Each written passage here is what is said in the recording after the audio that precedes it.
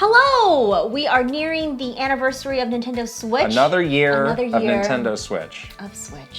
And we're joined today by a very special guest, Ben Hansen from MinMax. That's right. To tell us and share, do a little story swapping about when we went to the Nintendo Switch preview event back in January of 2017. And he got to interview Mr. Aonuma and Mr. Miyamoto. Yeah, this is a fun story time because he was there, we were there, we both have different perspectives on this thing that we experienced together. And it was a really amazing dynamic to see Mr. Miyamoto and Mr. Aonuma doing their thing together and talking about this great game. So I think you're going to look forward to that. Yeah, that's going to be really, really fun. As always, everything that we do on this channel is supported by our wonderful Patreon subscribers. Thank you very much for all your support. If you would like to support us to keep all of this going, join us at patreon.com/KitandKrysta. Yes, and thank you to everybody who has already subscribed. At the end of the month, we have more subscribers than we ever have before. I know. So thank you to all of you. Our community is growing. And there's so much great stuff you can get as a subscriber, whether it's early access or access to our Discord or exclusive content you can't get anywhere else. We have a lot of stuff and a tier that is probably right for you. Yeah, we are... Currently, we have a goal of trying to get to Japan this summer with the help of our Patreon subscribers. We can only do this with your help. Right. If we get there, we're planning on making all sorts of really cool content and showing you around Kyoto, which is a place that we've been to many times when we were working at Nintendo. So help us get there. And if you're interested and want to kick the tires, we do have a free trial that you can try out for a week, our most popular tier, and get some early access and check out the Patreon. Or excuse me, check out the Discord. Yes. Yeah. It's a great place to be.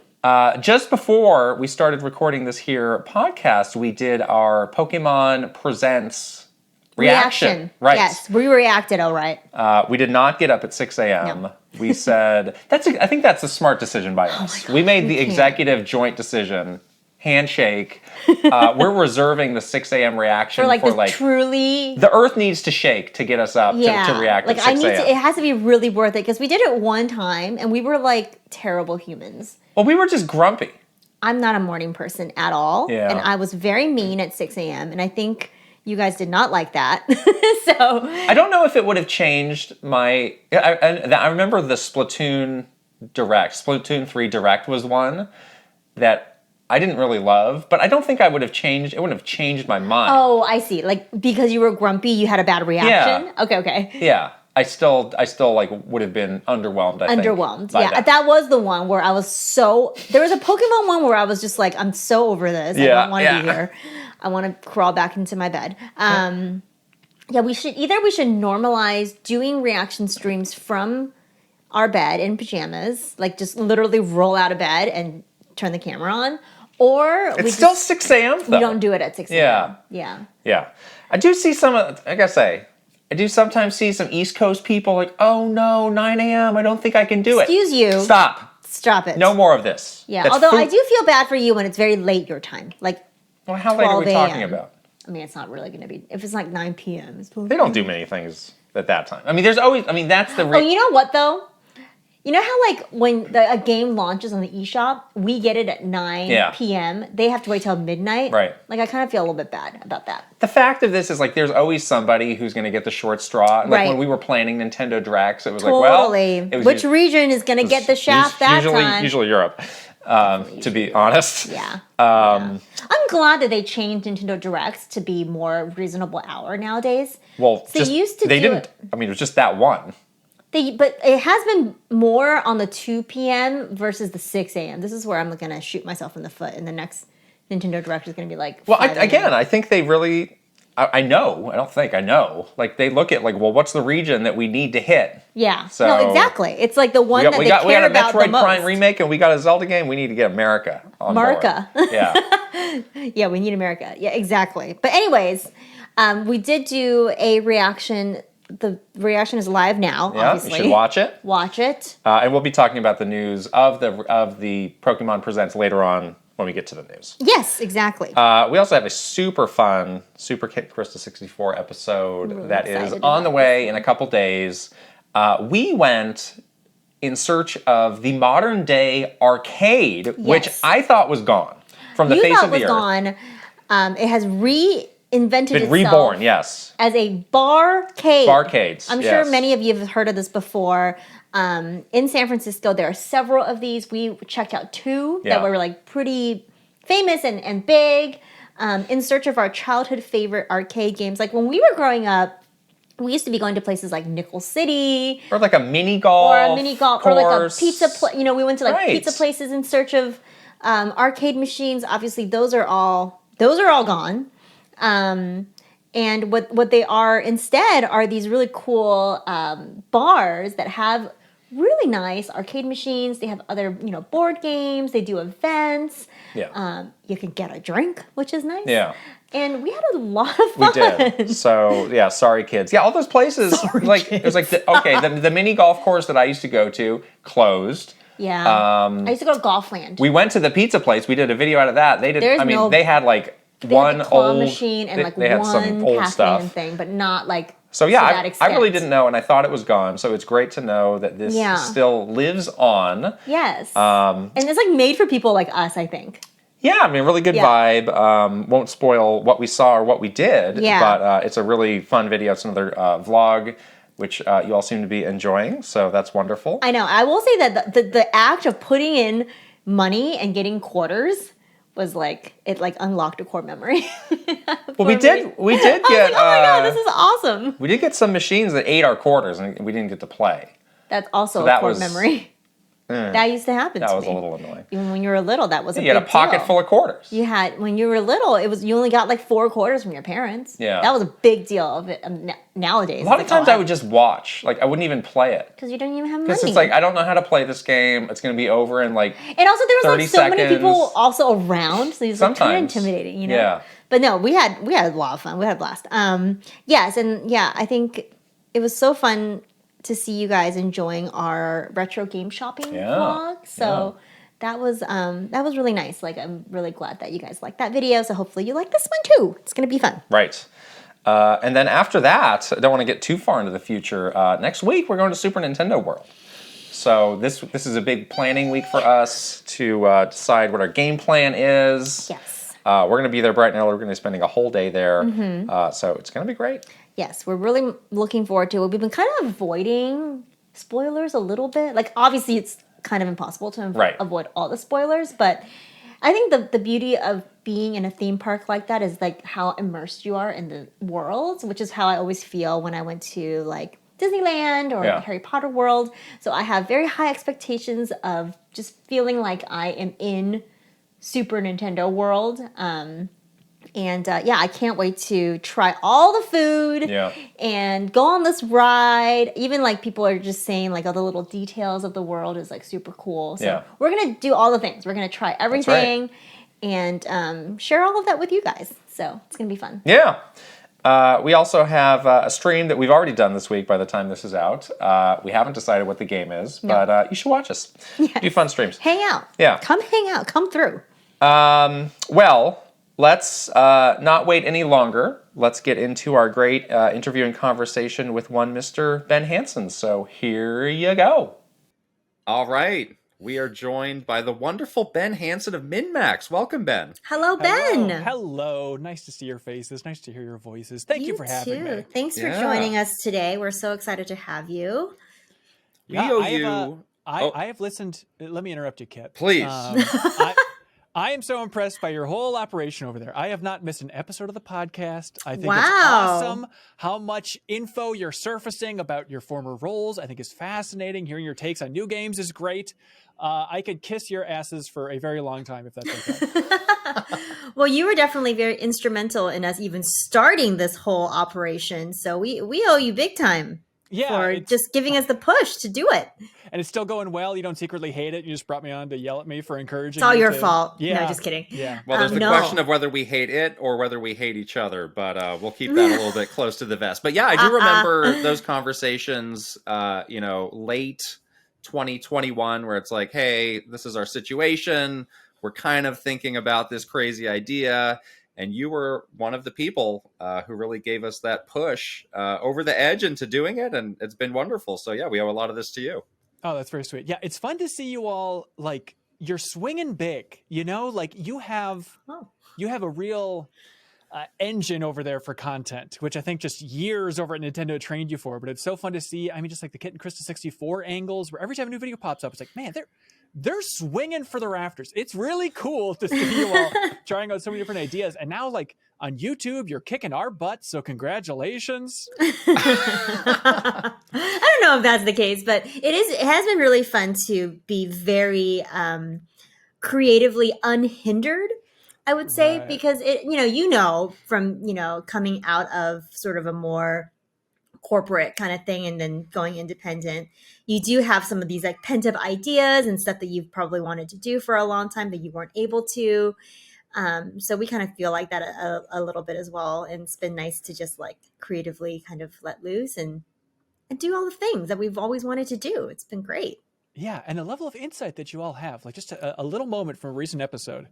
I know this is weird to go on a podcast and talk about how good the podcast is, but there's a little moment in a recent episode where it's like everyone is trying to wrap their minds around Tears of the Kingdom. Can you build your own car? That seems so bizarre. And then you two were like, well, obviously the director of Tears of the Kingdom is really into car culture and they're a huge car guy. It's like, that is a level of insight that nobody else has. And it's just amazing. Just that little throwaway line. It's like, aha.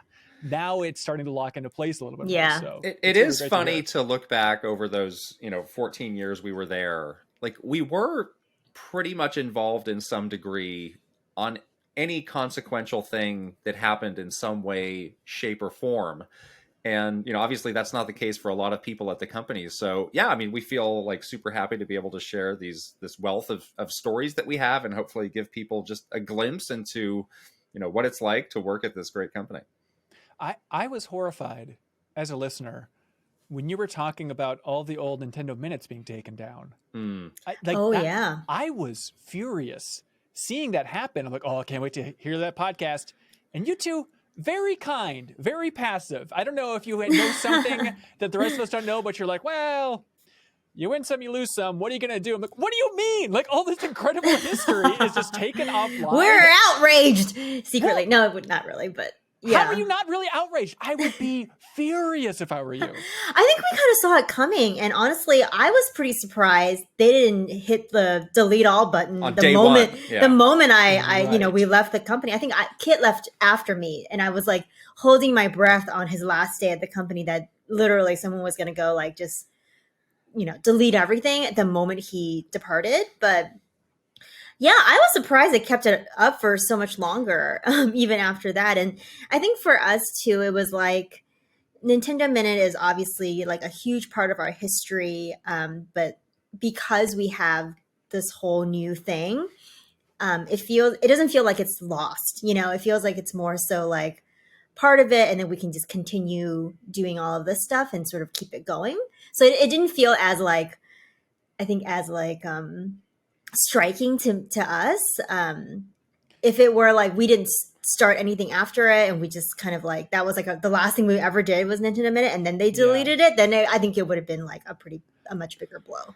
But the footage is still, I mean, maybe there's backups and that's why everyone's so confident so it's not a big deal, but I just feel like, oh, there's like fun interviews that you all do with developers. I know. Out there. I mean, you're like, I know it wasn't the, full access that people are expecting, but like you guys going to Kyoto and going to the headquarters, like I've used that footage as B-roll in the past for doing like little Nintendo videos. Like it's awesome footage to have out there. And so it's such a bummer that they took it offline. So I'll be on your behalf if that's okay. Yeah. Okay. There's good stuff that is historically valuable or, could continue to be valuable in promoting Nintendo products, but we obviously don't, agree with the decision, but we know the company so well. And again, we saw it coming and we can probably, we think we know the reasons. So it's like, it's hard to get super mad about it. Cause it's like, yeah, this was what was going to happen all along. So again, exactly. What can we do?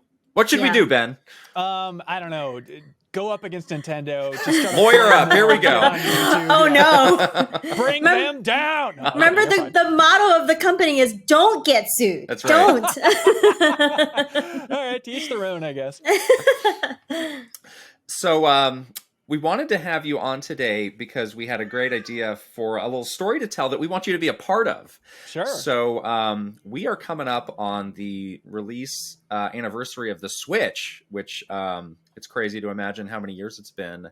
And you joined us back in January of 2017 for the big Switch preview event in New York. And you got to do all sorts of really cool things that most of the people who were joining that event didn't get to do at all. Yeah, I know. Yeah, it was a real luxury. That was, back in the Game Informer days where I was their video producer for 9 years. So I would primarily go on like every cover story trip, whatever game was featured on the cover of the magazine. I would fly out to that developer, spend a couple days in the studio, all that stuff, which was amazing. So I got to visit. Well, I went on 80 cover story trips. So it was amazing access to all these studios and traveling around the world. It was an honor. It was incredible. And then for this one, it was a weird one. Believe it or not, things are always weird with Nintendo. Like, we did Mario Brothers U and we did Skyward Sword as cover stories before at Game Informer. And those, it's like the original pitch that I heard for the Skyward Sword cover is like, yeah, Nintendo says you can just like fly out to their Kyoto headquarters, do a bunch of interviews there on video. And I'm like, are you kidding me? That's amazing. Of course it all fell through like everything always does. So for this one, it was a weird thing of like, okay, we're doing The Legend of Zelda Breath of the Wild as the cover story, which is unbelievably exciting. And we're going to bundle it with this preview event for a lot of press for the Switch. So everybody's flying out to New York for this big Switch hands-on event. And then we're just going to kind of pull a couple Game Informer folks aside and give you an extended demo, Breath of the Wild, and access to developers. And and you were all involved with that, but it was amazing. I do want to ask, what was it like being in charge of, the digital content for an outlet that was really known for its print side? It was interesting.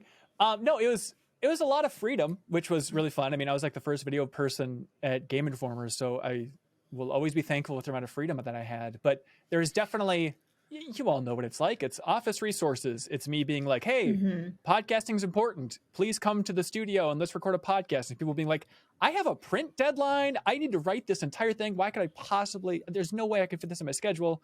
And, the natural push and pull of me being like, what is writing? Nobody cares. It's going out to a magazine to millions of people. You'll never get any feedback about it. Podcasting's what really matters, So naturally it goes back and forth. Because it's that weird thing of like, if you put something online, and especially like on YouTube or something like that, we do Let's Plays and whatnot. And we'd get so much feedback and so much, of just like fans interacting and getting to jump in the comments with them and stuff. It felt so much more active and engaged, more of a hot medium, if you will, compared to print, which was so much bigger, but you would kind of just send it out there to radio silence. So it's a weird feeling, and so naturally I feel like, not that the office was divided, but some people were definitely more interested in like, well, I want to go make content for the place where I get to interact with the community and it's a little more fun compared to doing something that's bigger, but quieter, Yeah, it's always been fascinating to me because when we were planning these things and having these negotiations, obviously the print side of things was the must-have, and that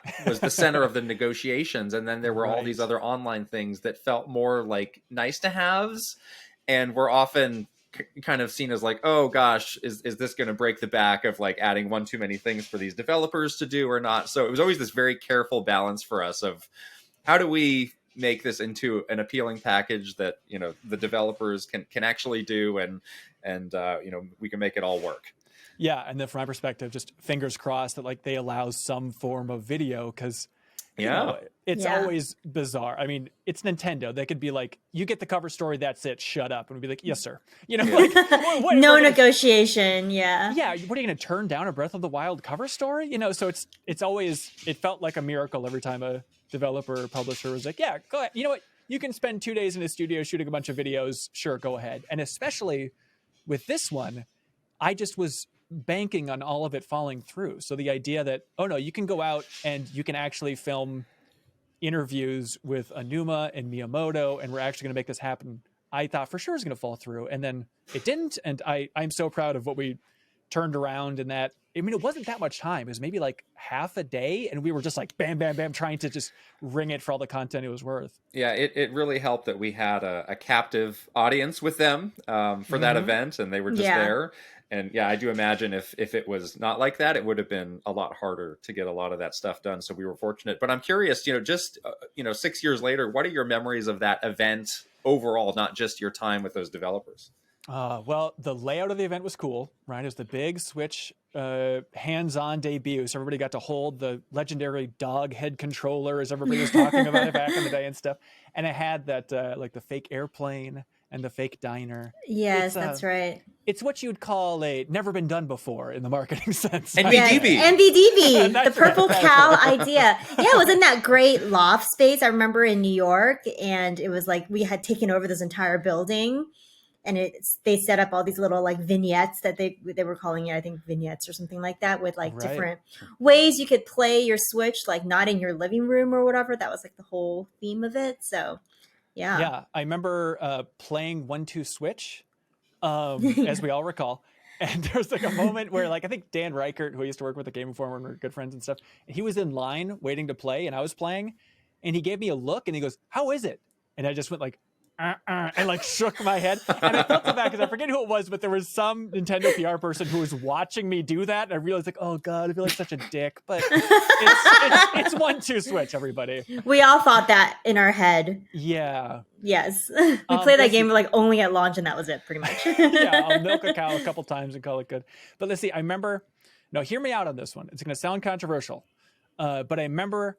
There is a big moment where like everyone was gathered around at this event for the big Nintendo Switch hands-on, and Reggie got up there in front of everybody, and he's like, "Hey, everybody, can we just like kill all the recordings? And I want to go off the record for a little bit just to talk to y'all a little bit." And I was like, "Wow, yeah, this is cool. Sure thing, Reggie." And then he just goes, I just want to say, off the record, like. We're really excited about the launch of the Nintendo Switch. We're really glad that you're all here. It's cool. He's such a candid guy, Were you at? I remember, so the night before the big event was when Japan was having their press conference and event, and they were unveiling all the games, and there were so many announcements, and we had like a late night viewing. It felt like a pajama party almost with all the people who were there. Were you at that part? Were you at that thing? I remember. No, I watched that in the hotel room. I'm pretty sure. Oh, you should have joined us. I know. That sounds much better. But I think we were in that phase of like trying to huddle together to frantically write down as many cover questions immediately. And get it up online, but then also, just getting prepped for the content because there was so much dropping. It's like, okay, if we need to make the most of this time, so we need to get all of our questions prepared and everything. And so I remember that was the reveal of the Mario Odyssey trailer and just game reveal. And I think, Kit, I was talking to you about that, and you said like you had never seen it before. You didn't know this thing existed. Is that true? Like, that event was fun to watch because we knew the general beats that would be in it, but we had not seen all of the content. Mm-hmm. We didn't know kind of the format of that event in great detail. So a lot of it was a big surprise to us as well. And that really kickstarted, the rest of that event and the following day and all the momentum that came from there. So that's just a really strong memory because, again, it was like us at, it was like 10 o'clock at night. Yeah. In this big ballroom in New York, and we're all just watching this thing together. Yeah, and we had like other media there, and I remember like there was like midnight snacks that they were serving. Like it was very odd. But it definitely felt like a weird sleepover. Yeah. But like a media event basically. And I remember that was the event with the notorious awkward translator. Yeah. Oh no. Yeah. Where that person was like very green translating, and it just was a live event, so obviously it looked bad. But I was like, oh, because those are like moments that we weren't expecting. Like, so there was a lot of like surprises that came out of that, that late night event.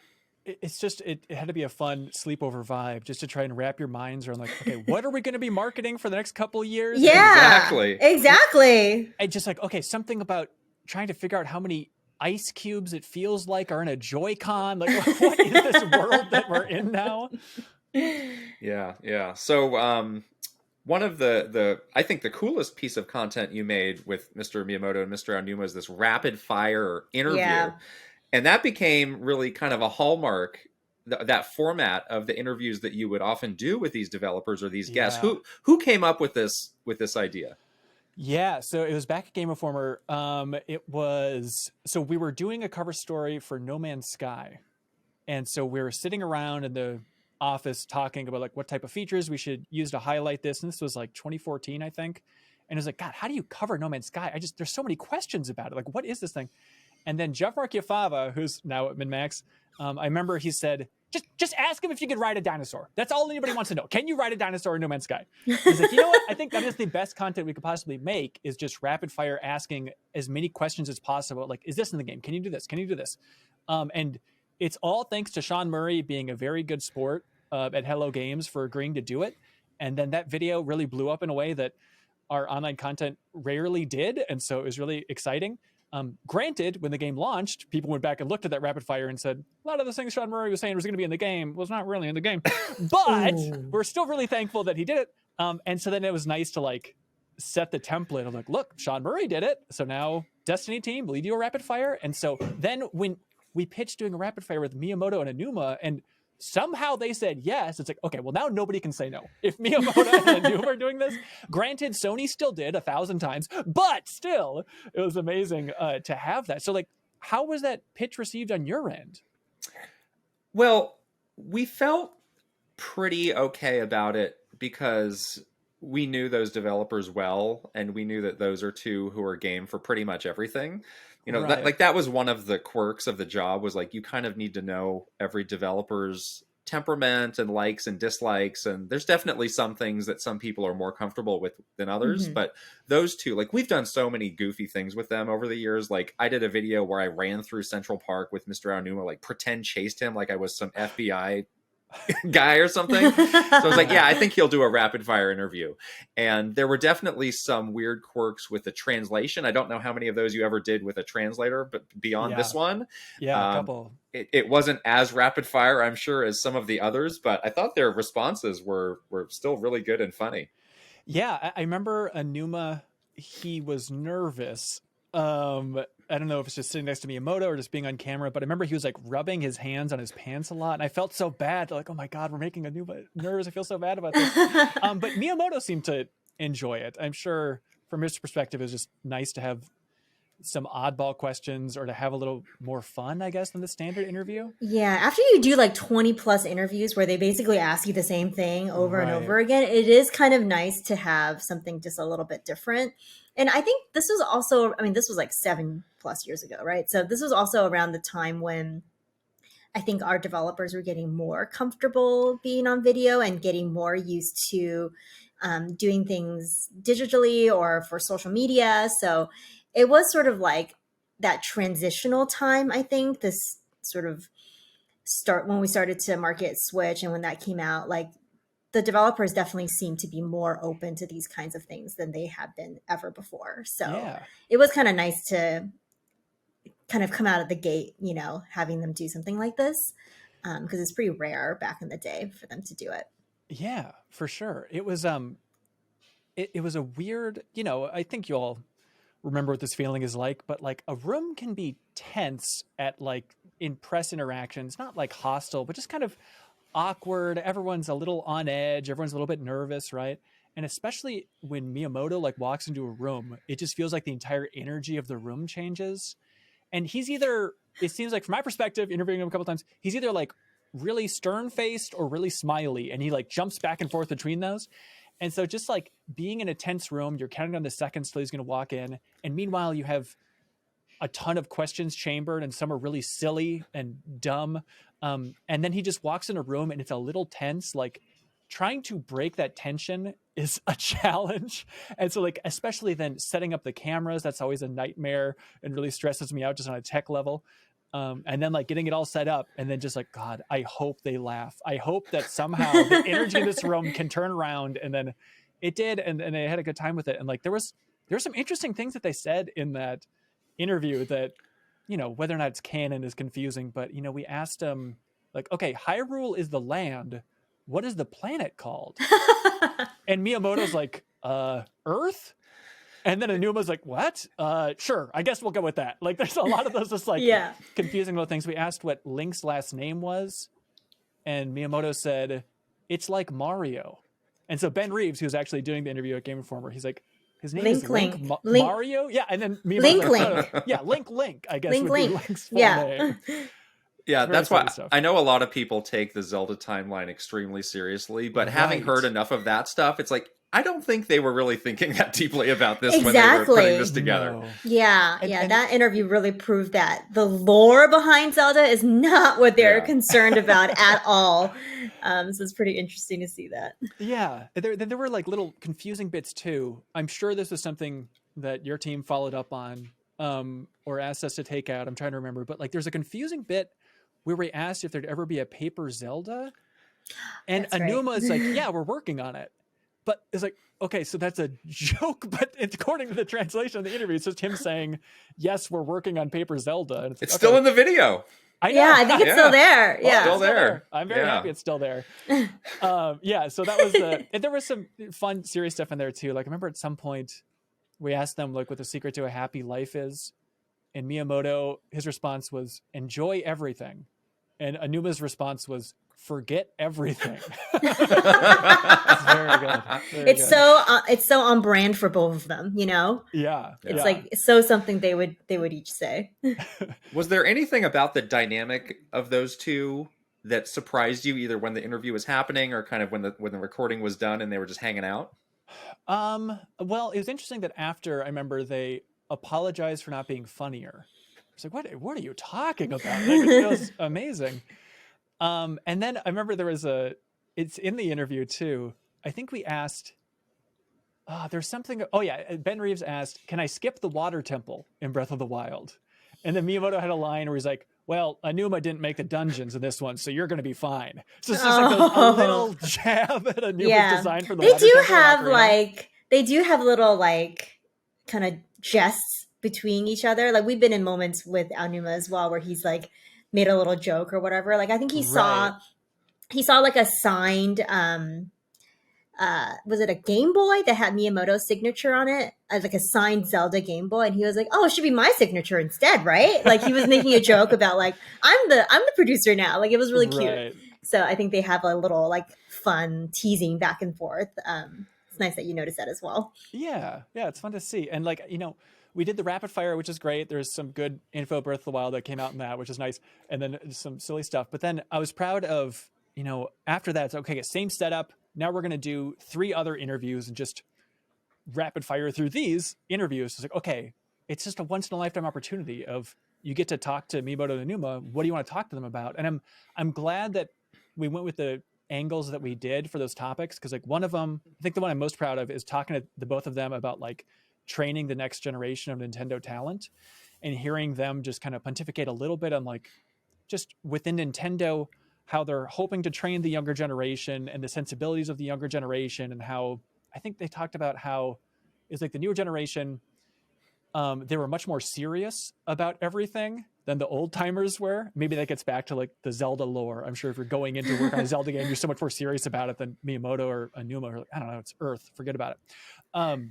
But, and then also they were talking about like, I think Miyamoto was talking about like how the younger generation has a much better sense of design and style and kind of the coat on top of everything than the old timers possibly could. But that Miyamoto was trying to stress, like, make sure, don't get carried away. Make sure you know the game that you want to make and make sure the skeleton is rock solid and time tested. And then you can put your younger generation pizzazz on top of that, you know? And I think Splatoon is a really good example of kind of that younger generation of design. I can sort of understand why they might be more serious or more intense, because if I'm a new developer coming to work on Tears of the Kingdom, it's like, well, we've got a dev team that's hundreds of people big, and this is, you know, the follow-up to the best game ever in this legendary series. It's like, yeah, I feel the weight of that, versus if I was making Zelda 2 with like a 5-person dev team, and it's like, yeah, whatever, we're just doing this thing. Like, I kind of get that. Yeah, like the pressure that you must have coming in as a, you know, new developer to like a storied company with this, you know, really like weighty franchise could be could break some people. Like, I don't know if I could do something like that. That seems really like, don't mess it up. What if you're the one that like messes it up and then that's it? That would be pretty bad. Yeah, Miyamoto has been for a long time now in this sort of mentor mode and trying to pass along his learnings. And, that came through, I think for the first time he really talked about that was the famous/infamous interview with Chris Kohler, where there was the discussion of, is he retiring? Is he not retiring? Right. I'd actually love to have Chris on to talk about that. I don't know if he wants to do it, but I'll put it out there. Yeah, I mean, he realizes that he's not going to be around forever. And, there is the Nintendo way of doing things that he helped to define, that he wants to make sure that people know and understand. So in a sense, he's very hands-off now with making games. Yeah. But it's more of like a philosophy kind of mentoring that's happening with him. Yeah, Aonuma was talking about the importance of having Miyamoto's feedback and just how he always has, quote, unexpected comments. And like, you never know how he's going to respond to something. And Aonuma was talking about like, that's so important to have somebody in that role who can just come at everything from an odd angle, and the unexpected comment, even if it's not like feedback, like do this, but what he says will spark new ideas and that'll form them to reshape everything. And it makes me think of talking to developers from Retro who were working on Donkey Kong Country. I think it was in a YouTube series. I think Kiwi Talks has done a bunch of Retro interviews. I think it was in this, but they were talking about working with Nintendo, and I forget if it was exactly with Miyamoto who gave this input, but they were showing a demo of Donkey Kong Country Returns, and the feedback was, yeah, you got the idea down that Donkey Kong is really strong and big. We got that. But what we want him to do is to be able to crouch down and blow on flowers. And Retro's like, are you out of your minds? This is the least Donkey Kong thing ever. And they're like, okay, Miyamoto, we'll do it. And then they put it in the game. And then they're like, you know what? That's right. Like, Donkey Kong needs to have kind of like a soft, sensitive edge. And even if it's confusing, him being able to blow on flowers on the ground adds like a certain flavor that you wouldn't expect. And it's kind of that Nintendo touch, Yeah. I went back and watched all the interviews that you did as well. And there was a point that I wanted to ask you about where you seem to be expressing some skepticism. And this is after you had played the game, and you played more than what, the ordinary person at that event played. You seem to have some skepticism around the game being able to balance like the adventuring versus the deeper storytelling that you were noting. Right. Is that did you feel some skepticism about the game in that moment? Well, I remember asking them about that. Cause one of the videos we did was also just about, these are all up on Game Informer's channel. Game Informer didn't take down our stuff after I left. Oh, yay. No, it exists. That's right. So I was talking just about the role of storytelling in the Zelda games. And it's interesting to hear Miyamoto be like, everybody always says I don't care about story. That's not true. It's misconstrued. I care about it. Just I want to get to the action.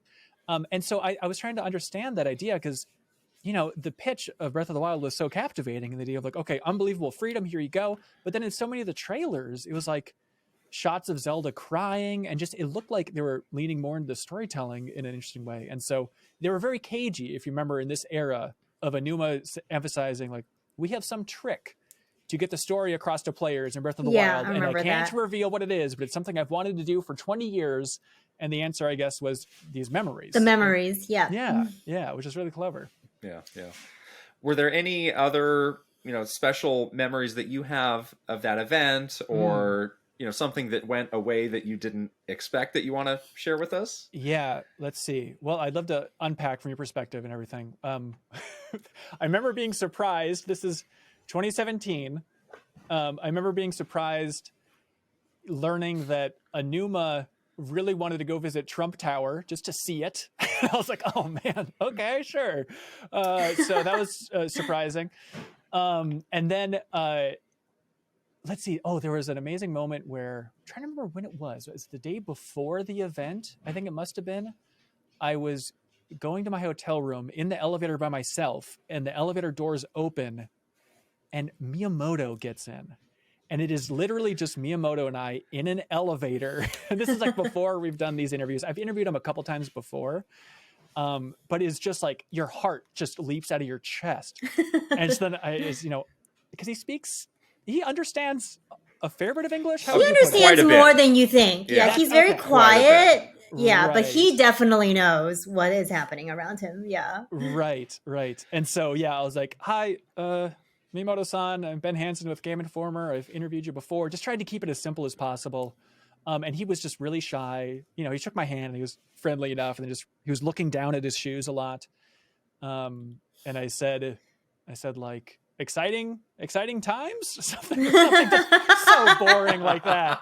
And he said, I've been filming stuff around town all day. I'm very tired. Is what he said in English, which is like, wow, that's cool and impressive. But that was, I mean, it's weird as somebody who's, I guess, filmed interviews with Miyamoto and interviewed him so many times that like that was just the thrill of just having a little weird one-on-one time with Miyamoto in an elevator. It's incredible. Yeah, those are special moments. The Trump Tower thing is absolutely real. I forget if it was this event or some other event that we had done before. It was like, you know, pick them up at the airport, driving into the city. So what do you guys want to do? We want to go see Trump Tower. We wanted to see Trump Tower. Because I'm sure, you know, in Japan, they were reading news of like, hey, there's all this zany stuff happening in America. And like, oh, there's protesters around Trump Tower. And I'm sure they built up in their mind like, oh, we got to see this. We got to go see this, like, see this drama. I will say that Aonuma-san is very like touristy. He really does love to be a tourist. And we were just telling a story about him in New York on another episode of the podcast about how he like just wanted to like hang out and do New York things, like eat a dirty hot dog and go see the Statue of Liberty and, you know, do New York things. So yeah, that's very much like their vibe is like, they definitely, when they come to the States or whatever, when they're here for an event, they definitely don't want to be like trapped in the hotel. They want to like go out and do stuff. So right. Yeah, it's really funny. But the Breath of the Wild demo was incredible to get more hands-on time with that game, just to try and understand it. And I remember, if you really want to get in the weeds, Chico was giving the demo. Love Chico. Yeah. Producer, what was her title on that? Well, she's in the treehouse. Okay. Yeah. So I just remember like she knew that game backwards and forwards. She had played so much of it. So just like trying to play the game and be like, is this as good as I think it's going to be? So trying to like poke Chico politely to be like, is this really how the game is structured? Because this is amazing. Or even Nate Bildorf, who was also giving the demo at the time. And I remember asking him a lot about like, if this is what I think it is, this is the greatest Zelda game ever, right? And he's like, well, it's not my favorite. I finished it, but I like Ocarina more. And now I feel like in retrospect, I'm curious if he'd stand by it, because I feel like after all the crazy acclaim that Breath of the Wild got, right. So I was so excited about Breath of the Wild, but I was kind of worried about like, is something going to bring this down? Is the weapon breaking going to be so annoying it's going to ruin the experience, or the system's not going to add up right? But too good to be true. Yes, and you know what? Even with the weapons breaking, I still think it is almost too good to be true for an overall game. It's just amazing. But I mean, this is again kind of Nintendo in the weeds stuff. But I am a big fan of Paper Mario, like the first two in particular. So getting to like spend time with Nate Bildorf, like, oh, he localized Paper Mario and really elevated the script. And the writing is so good in that. So I was geeking out just talking to him. And so I remember, Kit, I believe it was you that I was talking with. I'm just like, God, it'd be so nice to like highlight the Treehouse or highlight Nate Bildorf's career. Talking to Nate, it'd be like, oh, it'd be so great to have like a feature highlighting the Treehouse or Nate Bildorf's career in Game Informer. And it was just met with a lot of like, you know what? Hey, we'll get back to you on that. Maybe there's something we can do there. Great idea. That's a great, you're so smart, people in the press. Of course. That's brilliant.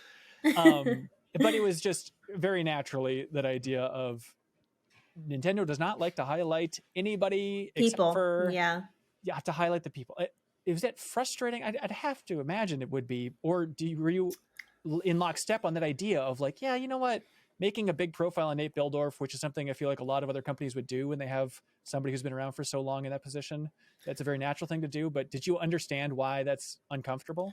Well, Nintendo has always been like very much let the game speak for itself. And even, and it's probably gotten even more intense after we left the company, because now they're even more reluctant about putting developers out there. Like in the last Nintendo Direct, all you saw was Takahashi. You didn't see Aonuma or anybody at all. So it's actually gone in the other direction. It was always a little bit frustrating for us because we were always trying to find ways to like humanize the company and make it feel less monolithic and less of a big corporate white box. that just kind of like pumps out these games. But, you know, the company was really not really interested in that. They were just like, we should just let the product speak for itself. And that's our philosophy. So yeah, we ended up kind of getting used to that, but it definitely made our jobs a lot harder. It was just bizarre from this perspective. Cause like, you know, we later did a cover story on, well, I won't say the game. I don't want to single anybody out, but we went to Nintendo headquarters and we got like a demo of this game and all this stuff. And then we went out to lunch, like in the cafe at the Seattle headquarters there. And just like over lunch, I was talking to the person we're working with at Nintendo, just like, hey, how long have you been at Nintendo? And they're like, quite a while, longer than you think. Like, how long is that? It's been years now. It's like, what year did you start? What were you working on? It's been a while. Hey, how's your lunch? Like, it was to the point where like they would not say a single detail about themselves, just like over lunch, because they were so scared about being like featured in the story and then getting the wrath of Nintendo because of that, because they're spotlighted in some way. I felt so bad for everybody. It felt like a scary place to work, if I'm being honest. There were certain things that had kind of an element of concern around them. And a lot of time it's because these policies were not like very clearly laid out. You really had to like feel them out. And a lot of times that meant, you know, brushing up against them or asking a question and getting a sort of harsh response of, well, why don't you understand that we would never do X, Y, or Z? It's like, well, nobody's ever explained that we don't do this. So This is my way of finding it out. So some people just have sort of a higher tolerance of, you know, putting up with that sort of thing or being part of that sort of thing. I think that was a big part of our job, you know, when we were trying to do, you know, new things or, you know, find new ways to connect with fans. We had a lot of those conversations and, you know, most of them didn't work out, but every now and then they would, and we would be able to do something. So you just kind of had to keep asking and keep, you know, taking those responses, whichever way they came. How are you two still so smiley? I don't get it. You should be. We're not there anymore. I guess that's true. But it's been a year of healing. We're good now. I mean, we did the interview at MinMax when you two left, and I felt like you two were still pretty guarded, even like a year ago. I think so. We were trained so well, you know. We were like military grade trained for 14 years to do it a certain way. And I have heard those comments recently, like, oh, you guys seem to be so much more relaxed now, like it seems to be more just open. And I really take that as a huge compliment. It's like that's great that people notice that, you know. I think it took us a little while to get used to like the, you know, what we can do now and sort of shedding some of those guardrails and all that stuff. And it's been really, really nice. Like, honestly, it feels really freeing. So I think we're happy. So, Ben, within our community, one of the things that we talk about a lot is, you know, we have people who are, you know, aspiring to get into the games industry in a number of different, you know, mediums or specialties. And, you know, we try and share, you know, that there's no one way to do it. All these people have these different paths. So we would love it if you could just share, you know, how did you get into the industry and kind of what led you to where you are now? Yeah. Well, I had like a media theory major at the University of Minnesota here. So I'm very glad that I was building up more tangible, marketable skills on the side in video production. Because like, hey, media studies is a great thing. And then you get out in the world and it's like, oh, a little scary. And so, yeah, I was very lucky to go from working at a community TV station in the Twin Cities to then working at Game Informer as their first video producer. And that was all largely because I just started working on a documentary on the side while I was at the TV station about the history of the Oregon Trail video game, which was is made, like the original version was made in Minnesota in 1971. Like, wow, really going back there. And so I interviewed those three original creators. And so when I saw this position open up at Game Informer, I really quickly cut a trailer together from what I'd been working on with the documentary. And then that impressed them enough, because I think what helped put it over the edge is they had been trying to do a feature on the history of the Oregon Trail at Game Informer, and they could never make the connections line up or couldn't find the original developers. So they were kind of impressed that just me at some TV station in the middle of nowhere, I actually carried through and made from the trailer look like a real competent documentary. And then the twist is that the documentary wasn't done. It had a ton of missing pieces. And then I didn't finish it until I started MinMax. And then we released it along with like a fundraiser cool. and stuff. So oh my gosh, that's amazing. Yeah, it's a nice thing to like, all right, I'll just hang on to this for years and years until I can release it at a place where GameStop wouldn't own it. So that felt nice. So yeah, it was, building up tangible skills, I think would be a piece of advice for getting into the game industry. And video production was a really smart route. And now, I mean, Alex Van Aken over at Game Informer, he's 10 times the videographer I am. I mean, everyone is just so talented, but at least back in that era of 2010, I had enough video skills to put me over the bar. Yeah. And now you've created your own incredible community with MinMax, and you have so many great contributors. It's a really incredible group that you've had and incredible growth that you've had.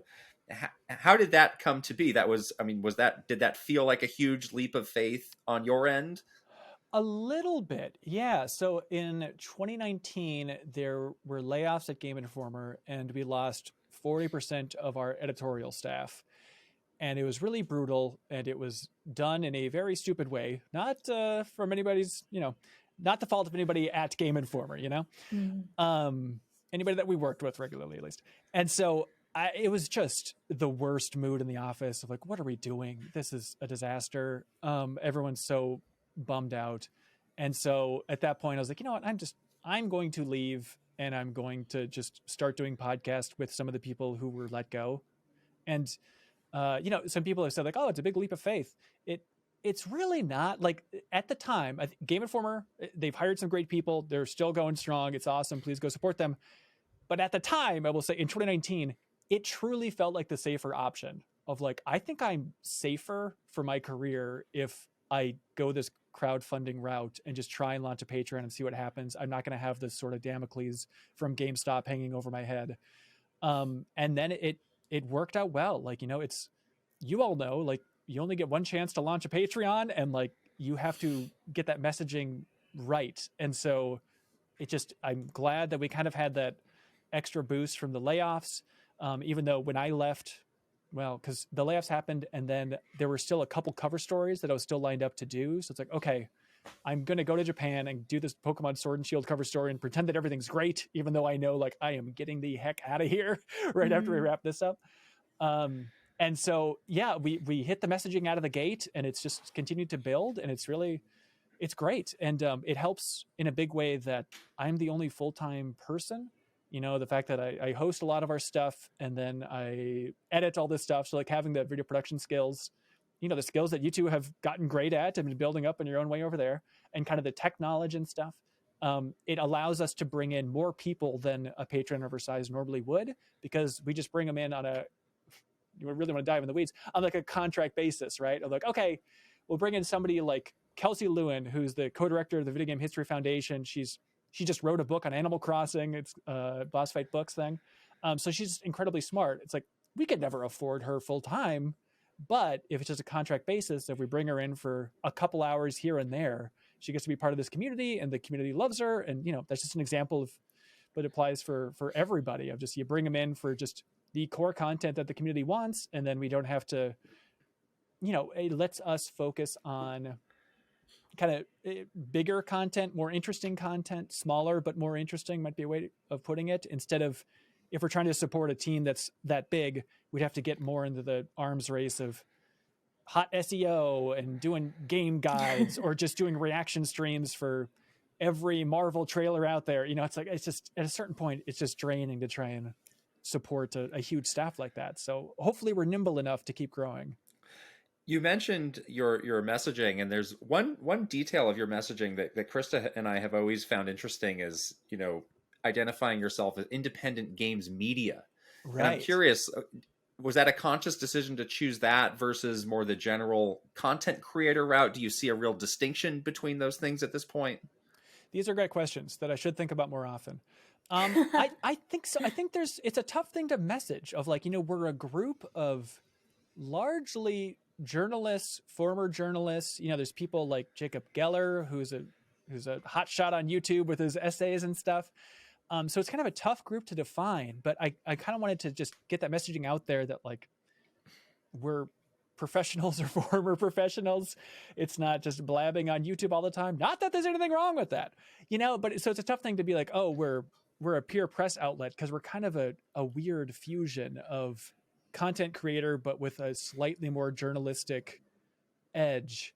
And so I think it's also, you know, it's nice to just have that clean messaging of like, hey, if you want to support independent games media, here is an option for you. If you're also sick of all these layoffs, if we continue to build this up, we can support a lot of people a fair amount, which is a nice place to be in. Yeah. At Nintendo, we would sometimes have these debates over outlets. So it's like, well, is it a media outlet or is it a content creator? Which team's going to manage this? And it's like, we just got to decide at some point. No, for sure. And I think still dealing with PR and publishers, I feel like we're in different buckets, publisher to publisher. Everybody kind of sees us a different way, you know? And so hopefully, but I think it's smart because it definitely adds like legitimacy, you know, to sort of what you're doing. And you do have like a certain authority within the industry that sets you apart from all the hundreds of thousands of, you know, people that are on YouTube or doing podcasts. So right, but trying to find the exact words for that is a tough thing to convey. Totally. Yeah, but you know, it's, you know, you all know what this is like. It's tough when you're Patreon supported to get out of your bubble at times, because the community is so great and there's so much feedback coming in all the times that like you can just keep zooming further and further into trying to make a handful of people happy. And that's great, but it's also important to zoom out and think about, okay, how do we get outside of this bubble? And so, you know, we do regular interviews at MinMax. We have a couple of shows that do a decent job of breaking out of that orbit a little bit. And so that's a real godsend of like, okay, you know, we can do an interview. Doing a while ago that I'm really proud of with the director of Super Mario RPG. And he was talking about how much he wanted to make a sequel. It's like, people picked up on that story. That's great for getting the name MinMax out there. Or we interviewed Giles Goddard, who worked on Star Fox, and he talked about working on a prototype for Ocarina of Time back when it was just Zelda 64 that involved portals where you could teleport, just like the game Portal. And, you know, we got interviews with Reggie Fils-Aimé, which is a real thrill. Yeah, you know, so yeah, it's nice to have a little more serious edge. And I think part of it too is just from interacting with so many developers over the years, just hopefully being in a spot where developers trust us, publishers trust us, and just we're more comfortable reaching out. And it's fun to kind of constantly be reaching outside of your orbit to try and bring in more folks, to try and bring folks together, have group discussions, bring developers in for like developer one-on-one interviews, like group discussion type things. So yeah, hopefully it has I don't know. I'm proud of MinMax because I feel like we hit the level of we do enough serious stuff and we have really deep conversations about games called the Deepest Dive, which are like game clubs where, hey, let's talk about Super Mario 64 level by level and talk about it for hours and hours and hours and hours and hours. But then at the same time, we have a lot of silly content too. And like Leo Vader and Sarah Pajorsky and our teams, like they're so damn funny that like you put them in anything and it's going to be good and silly. And so everyone's got their strengths, and yeah, hopefully we're the right mix of serious and silly, you know? Yeah. Well, Ben, it was wonderful having you join us today. If people want to find out more about you or MinMax, where can they find it? Yeah, you can check out MinMax's YouTube channel. That's MINNMAX. 2 N's are in honor of Minnesota, which is where we're based out of. But then the main thing is the MinMax Show podcast. You can find on your favorite podcast app. That also has 2 N's. So please look for the right one in there in your podcast feed. But it's is there another one? There is one. Oh, no. It's really funny.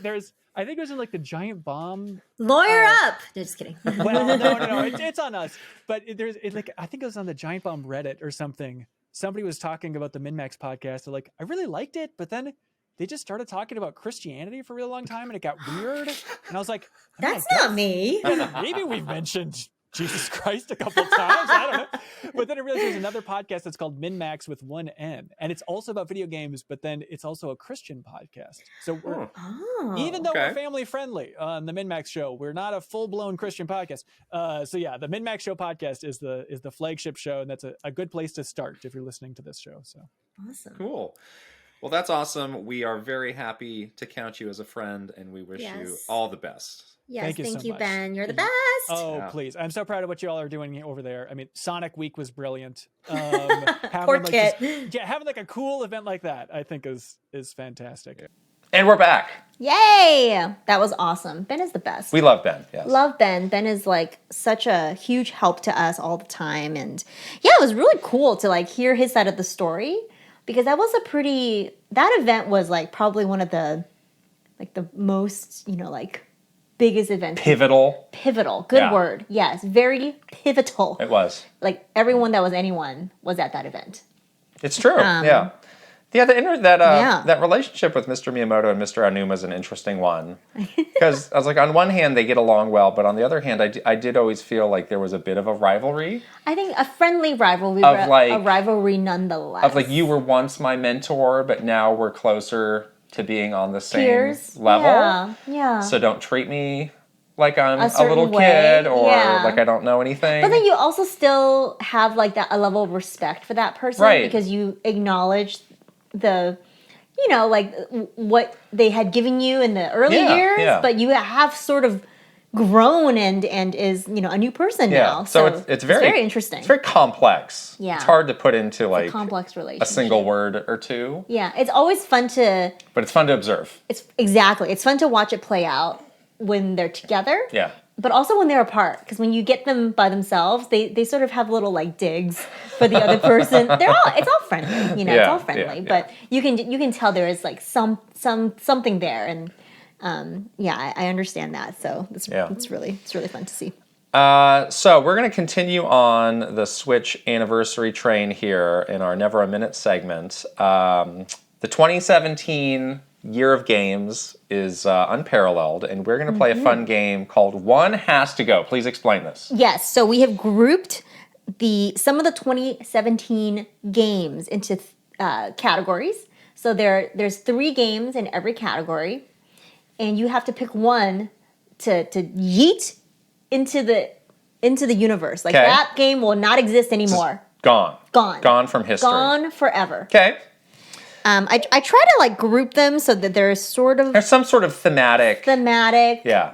I mean, you're not going to match up like Breath of the Wild with a smaller game, obviously, because that's just not fair. But we're going to start with the whammies, the 3 biggest games, I think, of 2017: Breath of the Wild, Super Mario Odyssey, and Mario Kart 8 Deluxe. Wow. One has to go. Heavy hitters for sure. This is actually very easy for me. Mario Kart 8? Yeah, because Mario Kart 8 on the Wii still exists. Exactly. So if the world never got Deluxe, it's not terrible. It's not the end of the world. Yeah. It's not. I would say the same thing. It's but crazy. But you could say Breath of the Wild also exists on the Wii U. You could also say that. Nobody wants to do that. It's always amazing to me when you look at Mario Kart 8 sales, how it consistently is like the top of the chart. Always, yeah. So it's an interesting conversation about like if it didn't exist, like what does that mean for Switch sales? what if the Switch would the Wii U have this incredible turnaround in its last like year? Yeah. Because Breath of the Wild, everyone's I got to get this game. I got to play it. No, yeah. I don't think it would. Yeah. All right, that was our first round. That was kind of easy. Okay. Next we have ARMS, Pokken Tournament DX, and Splatoon 2. Yeah. So we got fighting, colorful multiplayer games. Fighting / competitive games. Okay. What are you picking here? This hurts me a little bit. And this might just be me, because I like ARMS. But I'm going to pick Pokken Tournament. Oh, I thought you were going to kick ARMS out. No, I can't. ARMS is the only fighting game I'm good at. I can't get rid of it. Yeah. I can't. My life would be so different if I wasn't an ARMS champion, you know? Wow. That's a different trajectory for me. What a just humble brag right there. I am, though. But what if I wasn't? Oh, too bad I am. But I actually am. I can't imagine that. It just bolstered my confidence in these kinds of games. Yeah. Because it's the first time I've ever been good at it. So I can't get rid of it. I cannot get rid of that. Pokken Tournament also exists on other platforms. Too. True. That's my justification. Hear me out on this. Splatoon 2? if Splatoon 2 never existed, Splatoon 3 would be awesome. Maybe I would like Splatoon 3 more. That's a good point. Okay. Splatoon 2 really sort of like made it so Splatoon 3 wasn't that special. Yeah, maybe with Splatoon 2 in 2017 we reached spoiled status of just like we're just raining these great games on us. Yeah. So I'm going to say that if we didn't have Splatoon 2, Splatoon 3 would be incredible. I'd still be playing it now. You probably get Splatoon 3 earlier too in the Switch life cycle, maybe. Maybe. And so it'd be like not a launch game. Yeah. Launch year game, but like maybe like in the middle. I do think those two games, like which one you choose to omit, like are slightly redundant. Has always been my point of view on those two games. That's true. And a lot of people. We're gonna do that. Wow. All right, Group 3. We have some indie games here. Indie-ish, yes. Golf Story, Hollow Knight, or Snipper Clips. This one's tough. Have you played all three? Have you played Hollow Knight? Mm-hmm. You love Golf Story. I love Golf Story. And I think we both love Snipper Clips. I gotta get rid of Hollow Knight. Don't come at me, people! I know people are gonna come at me. I actually didn't think Hollow Knight was like that But Silksong. great. I just troll You're people. anticipating daily. No, I'm trying to troll Any you guys news, with- information, with any Silksong. drip, rumors. I'm doing it not because I want it, but because part I know you guys want of it. several It's funny. Hollow Knight rumor communities. I am. Yeah. I am. I am the Hollow Knight rumor. Okay.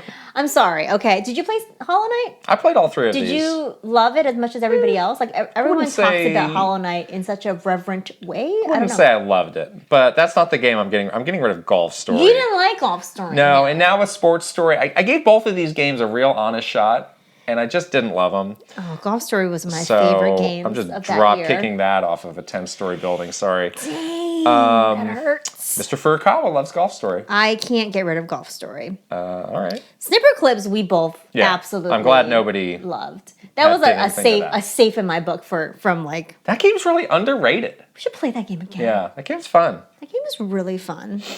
All right. Our group 4 here.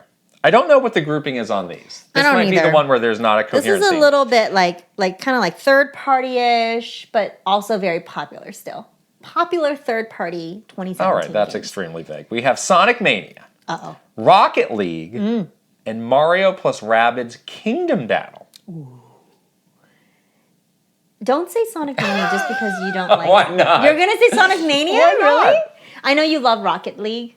I don't know if I Rocket League. love Rocket League, but I do enjoy it. You like Rocket I'm League. terrible at it, but I can admire it. I really like Rocket League. Oh, really? That's a game that I feel like I like the seasonal things that they do. It's Yeah. fun to go back. It's like we visited that studio and that was great. True. But what's your pick here? You're My really pick is dancing around. Mario plus Rabbids. Now, I really loved hold the on. most recent Mario. If it didn't exist, As you're playing God here, oh, it's like I've altered the timeline. it's like which came first, the chicken or the egg? Well, it's like, well, you just blew them away, so there's nothing. The second Mario plus Rabbids is very good. So but you- this first one wasn't my favorite. So your assumption is that one goes, but the second still exists. I'm Wow. because we didn't Daring. we didn't say that it would basically take out the existence of any games afterwards. Yeah. Afterwards, because your assumption is Splatoon 2 goes away, Splatoon 3 exists. Well, yeah, they would eventually have to make another Splatoon. I didn't blow away Splatoon 1, where it all came from. You see. Okay. I'm sorry. Sonic Mania it's goes. predictable, but it's Sonic Mania. I've now twice given this game an honest shot. Just not doing it for you. I'm glad that so many people like this game, but again, I think you need to have the nostalgia for the original games for this Yeah. game to really hit, and I don't, so it goes. All right. All right, next. The theme here is very clear. RPGs. RPGs, yes. Skyrim. Fire Emblem Warriors, or Xenoblade Chronicles 2. I didn't really play a lot of these games. Oh, really? Not all the way Did through. you play any of these? I did. I played all of them, but not a lot. All right, well, that's fine. I kind of dabbled. Okay. None of them grabbed me, honestly. Did you play Skyrim when it originally came out? did. Did you like it then? I did. Okay. This was So you know what I that's didn't all really about. Need to do that again. You know what I mean? Like it's a huge game. I didn't need to play that again. It's kind of throwaway. What's your pick? I'm gonna say Fire Emblem Warriors. That's my pick too. Yeah, like out of all of the Warriors games, this one was the one that wasn't that interesting to me. I agree. I didn't love this one. Yeah. I liked the one after this quite a bit.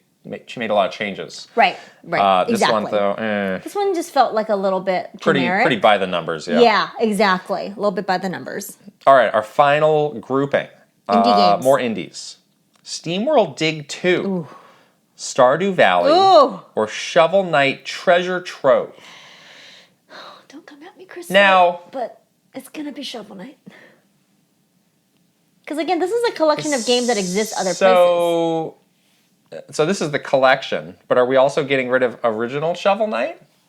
Well, that exists somewhere else. Okay. You just can't play it on Switch. I did replay these games on Switch, though. Because it's fun. They're good. And it's nice.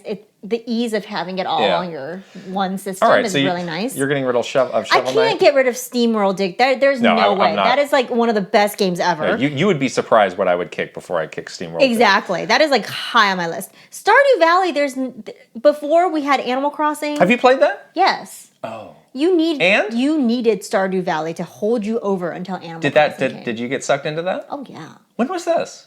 I played this a lot. On the Switch? Yes. Really? You weren't paying attention at all, apparently. That's the game I'm kicking.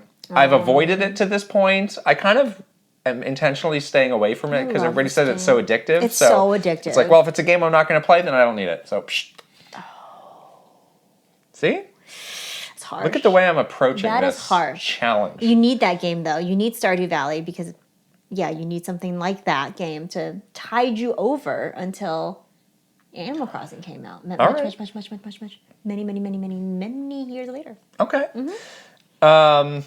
We have a poll from our Patreon subscribers since, again, Switch anniversary. Yes. Coming up. We asked them what was the best year of the Switch. And this was a landslide that kind of, like, I knew this would win, but I wasn't sure to what degree it would win. Yeah, it was crazy. So but there was a lot of, like, discussion about it as well, so we'll get into that. So 2017 won with 71%. That's a lot, wow. 2018 got 3%. That's the year of Smash Brothers. 2019 got 11%, second place. 2020 got 7%, the year of Animal Crossing. Boistered by Animal Crossing. What came out in 2019?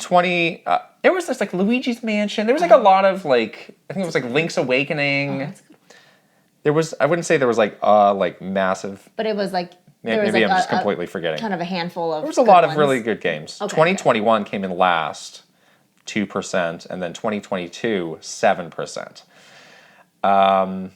Last year wasn't bad. I was expecting slightly more of a contest here. Really? I don't know.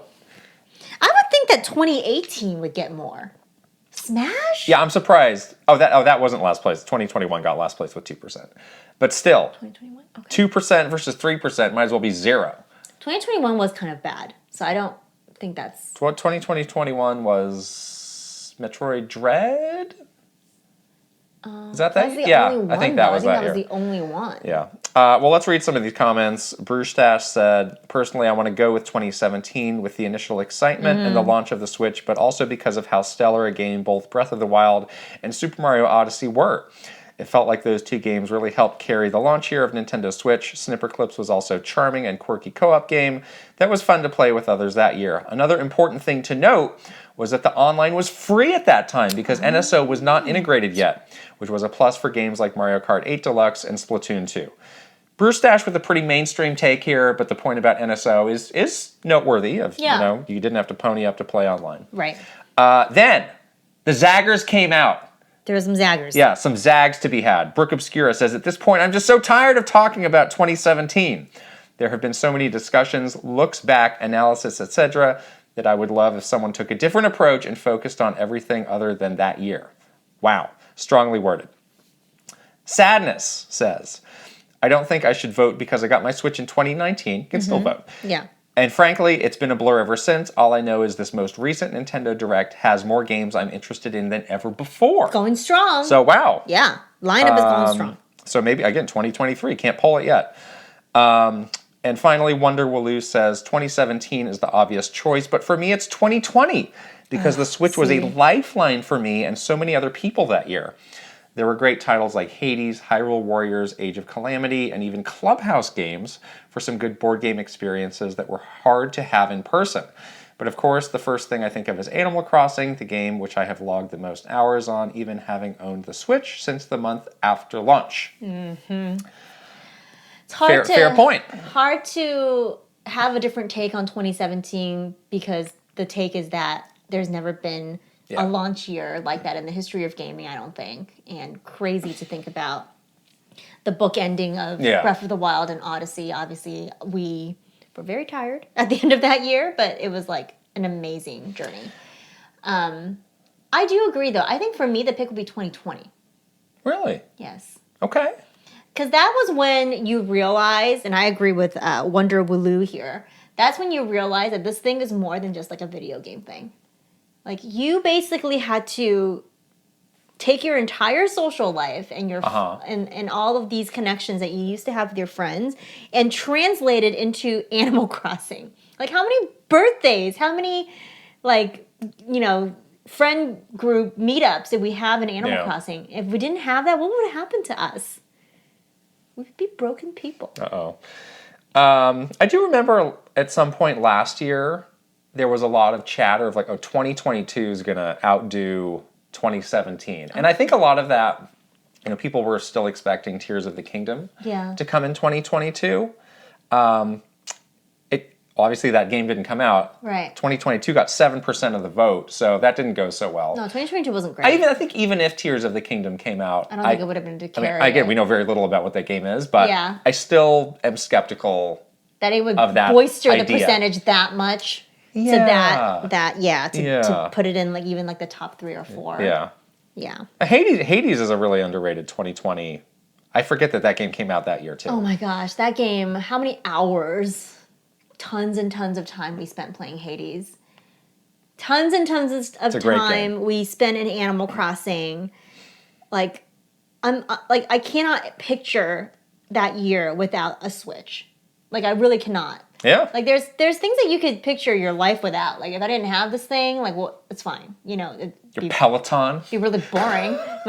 My treadmill desk. I didn't have that. But yeah, and your sourdough starter? I do have my sourdough starter still. Yeah, when was the last time you made a sourdough? I make it. When? I made 2020. No, I made it recently. Okay. Do you not want any more sourdough? I would love some sourdough. Hand it over. It's made with San Francisco sure, it's very well fermented at this point. It's delicious. I wrote a date on it and everything. My candle making kit. Your candle. Bath bombs? Oh no. No, but like seriously, I don't think I would have gotten through that year without Animal Crossing. Yeah. I don't think I would have made it. It's a fair point. Yeah. All right. Enough of the Switch launch. We'll see you again next year. Hopefully. Time for what we are playing. This is a very eclectic what we're playing. I know. This week. What we're playing is not like as a not as game focused. You want to talk about some zags? We have one new release. We have a bunch of random retro games, which I've been picking up and playing, and we have a book. So get ready. Let's get going. Let's start with our new release, Like a Dragon Ishin. We have both been playing. We talked about this last week. Where are you in this game now? Chapter 9, I believe. Okay, you're in Chapter 9. I am in now Chapter 11. There are 14 you're getting close to the end. chapters. I do think I'll probably beat this week. Ooh, the story's getting very interesting, I will say. Yes, I got some big plot revelations just last night. Okay. I will not spoil. No spoilers here. But a lot of the kind of mystery that had been bubbling up in this game so far is coming to light. It's being revealed to you. It sounds like I am going to a new location, which I didn't expect. I thought... Leaving Kyoto? I don't know. Or Kyo, as they call it in the game? We'll see. I really thought I would be spending the rest of the game in Kyoto, but it sounds like maybe not. That's cool. They have been hinting at this other location during the part that I'm playing. Oh. Maybe you missed it, but there was like a big sort of discussion with one of the other characters in the story about like... like they have a whole like layer of like historical stuff where it's like this is a very pivotal time in Japanese history. Yes. And some of these characters, we looked it up. They were like they're real people. Real historical figures. Yeah. So there's this layer of like what's happening to the country of Japan. Yeah. Like you guys maybe know from some Japanese history that you studied in school. I know very like a little bit. Like it's like, the capital of Japan moved, from Kyoto to other regions, blah, blah, blah. So there's something happening there. Yeah. That I think maybe will contribute. Well, I didn't go anywhere until now, so maybe this. I actually don't know what you're thinking of. So. Oh, you don't? Okay. No, but don't say it. I won't say it because my face will give it away. They are doing a really good job of like ramping up the story as you get further in. They really are. Gameplay wise, like we talked about, like they really threw a lot of big mechanics at you kind of mid game. Mm-hmm. Now you're very used to it. That's really slowed down. Yeah. So now you got your kind of your helper characters all locked in. I got some pretty good weapons at this point. Yeah. I feel strong. I feel like I've been able to upgrade my blacksmithing and all that stuff. The upgrading is a little mysterious because it's like you need to upgrade the blacksmith to make some of these weapons. Right. And I don't think I know the best way to do that. Mm-hmm. I've just been collecting. It seems very slow going to upgrade the blacksmith. You do have like a lot of materials that you get. Yeah. That I'm like, what is this? Am I using all of these in the right way, or maybe not? It's a little deep. Yeah, I do like how there's kind of like two kinds of main battle kind of things. Like one is obviously like your very straightforward like boss fight, very Yakuza-esque, where they tell you like the rank of that person and obviously this is going to be a strong boss. But they also have these sections where you're sort of like kind of storming different location. That's also in other Yakuza games. And there's like a lot of people that you're fighting. It's like you're fighting like a mass, group of people, and you're kind of going through these like old buildings. Yeah. I do get a lot of satisfaction like punching through those paper walls. Yeah. Like it feels good. Well, again, they're paper, so you could probably do that. It feels good. It's probably like realistic. You're just slashing away at this like paper wall or whatever. I will say in those, I like the big fights. The camera in those sections doesn't work very well. Oh. Because it's meant to be in a more outdoor space where it's got more room, and a lot of times do you feel like you're it's like claustrophobic and the camera gets stuck on something. Like the camera in general, I wish they had cleaned up a little bit. There's no like locking on. No, I'm really surprised, me out, especially with the big boss battle, because their blocking is a big part of this game.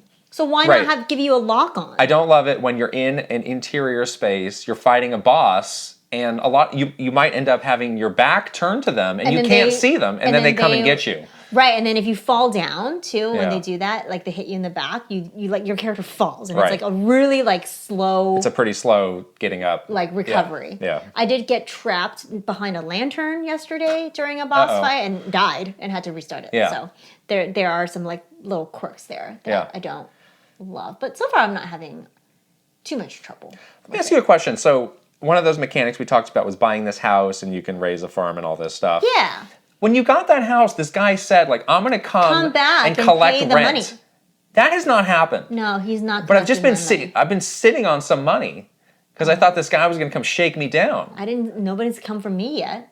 Is that just a... maybe you need it for like the very end of the game. I don't know. You can't complete the game. I was kind of thrown off by that. I'm like, maybe I'll just spend this money now. You actually don't make that much money in this game. No, you don't. Like in all the Yakuza games, money is like a lot harder to come by than other games, I feel like. Yeah. I've been gambling my money away at the Mahjong parlor. Oh, you're still doing that? I love it. Oh my gosh. Every night. I play 2 chapters and I go to the Mahjong parlor. Okay. It's so fun. Okay. It's so fun. So yeah, check in next week. We might have finished this game. Yeah. All right.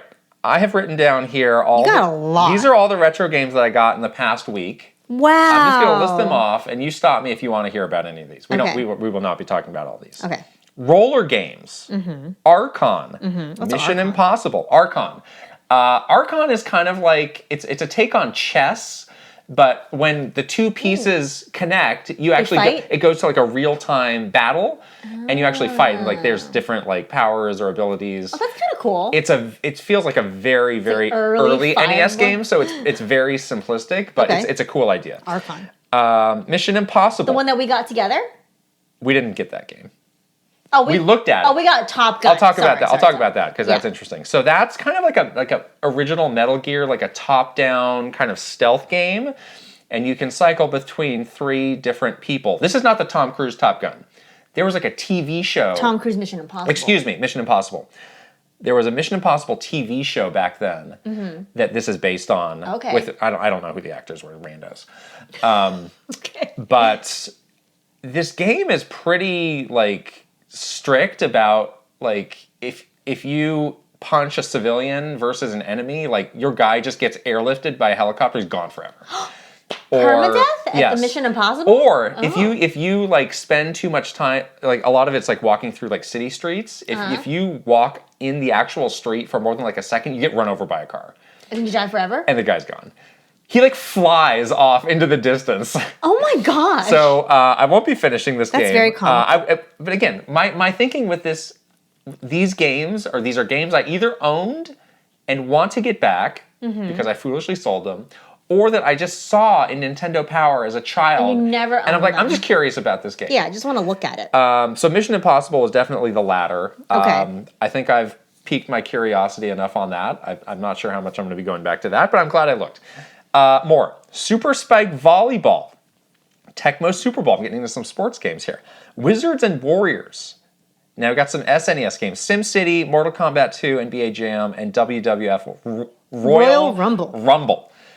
SimCity. Oh my god, I haven't played that game in so long. I played it on PC. Did you have the Super Nintendo version of SimCity? I don't think I did. It's really good. Is it?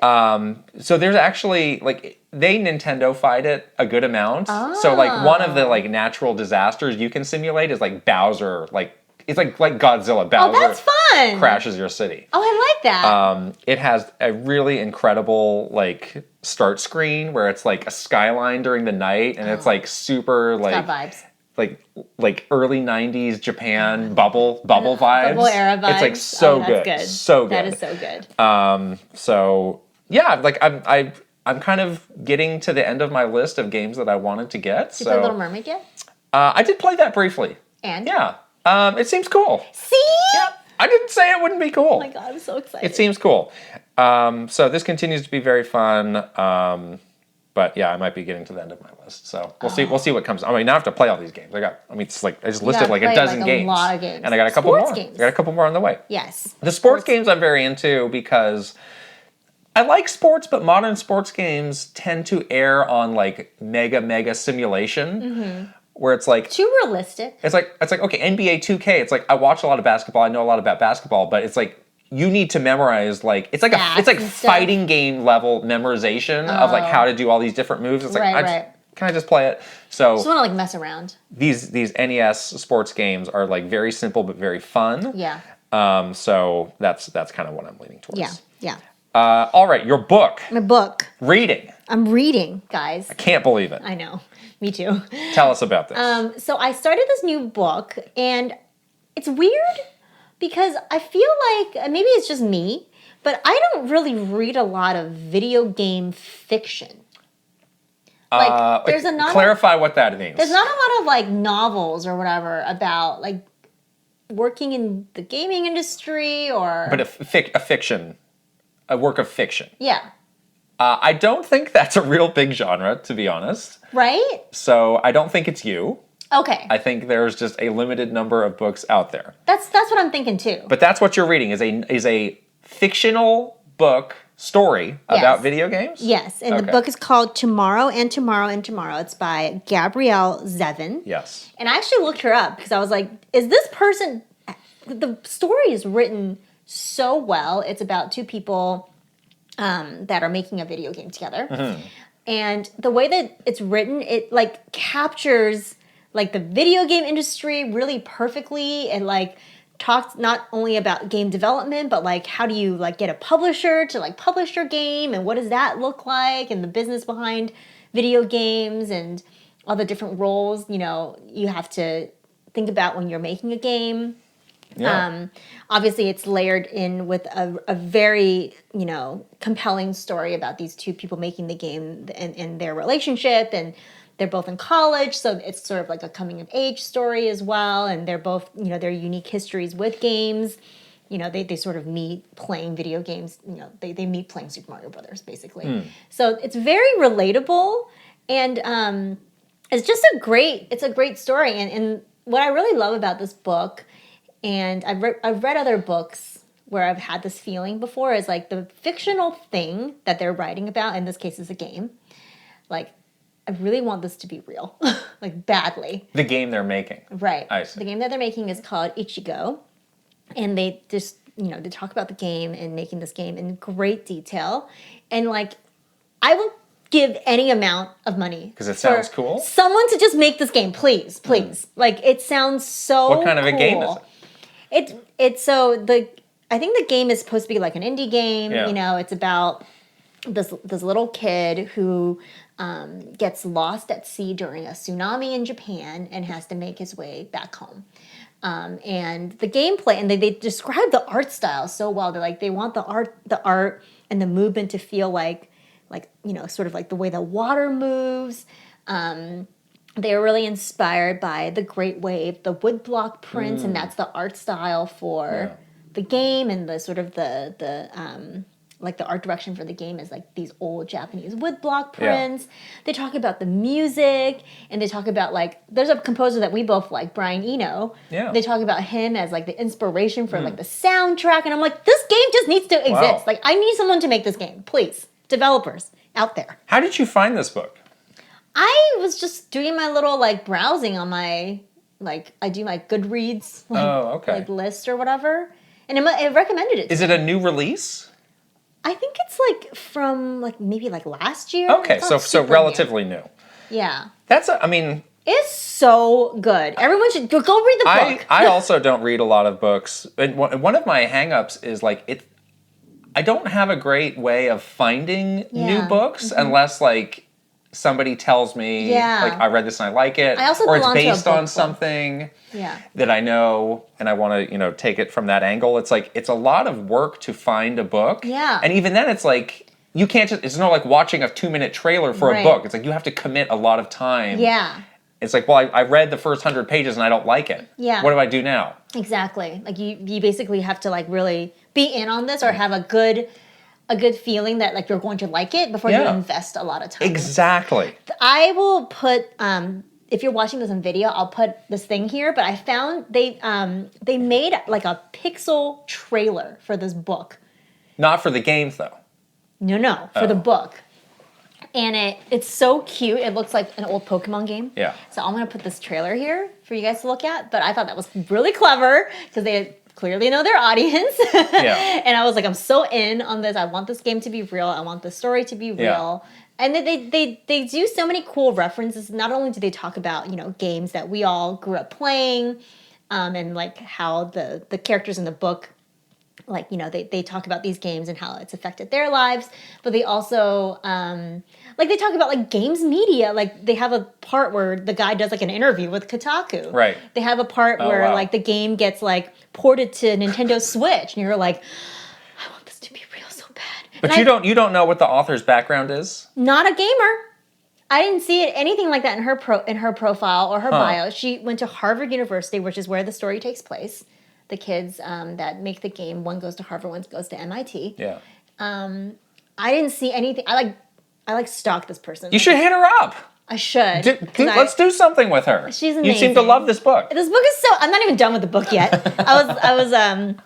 Anyways, I think it crashes and burns at the end. Everybody should read the book. Is so good. It's so. I can't crash and burn. It cannot. But you're mostly done with it, right? I'm 75% through. So yeah, I'm mostly done with it. Okay. Well, that's cool. Yeah. Yeah, it's so good. And again, it's very rare to find a book like this, I think. Yeah. So anyways, I'm into it. I hope you guys all read it. And if you have read it, I need to talk to somebody about it. So, yeah. All right. Let's get into this massive Ooh, the massive news section. How many stories you got? 1, 2, 3, got all 4, 5. Yeah, we got so many news stories here. Let's start with Pokemon Day, because that's today when we're recording this. This is Pokemon Day. Welcome. Monday. Also, Poke Monday. This is a Monday when we're recording this.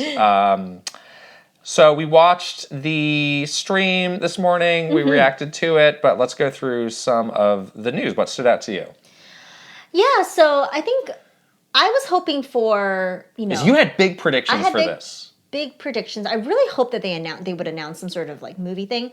I was excited about the Netflix show, Pokemon Concierge. I think that's the one thing that really stood out to me. Quite intrigued by that as well. Yeah, I mean, it was like but there was almost nothing going for it. Smallest teaser after you've listened to a woman ramble on about this thing for like 10 minutes, but whatever. But yeah, the art style, like the sort of the coziness of it. Yeah.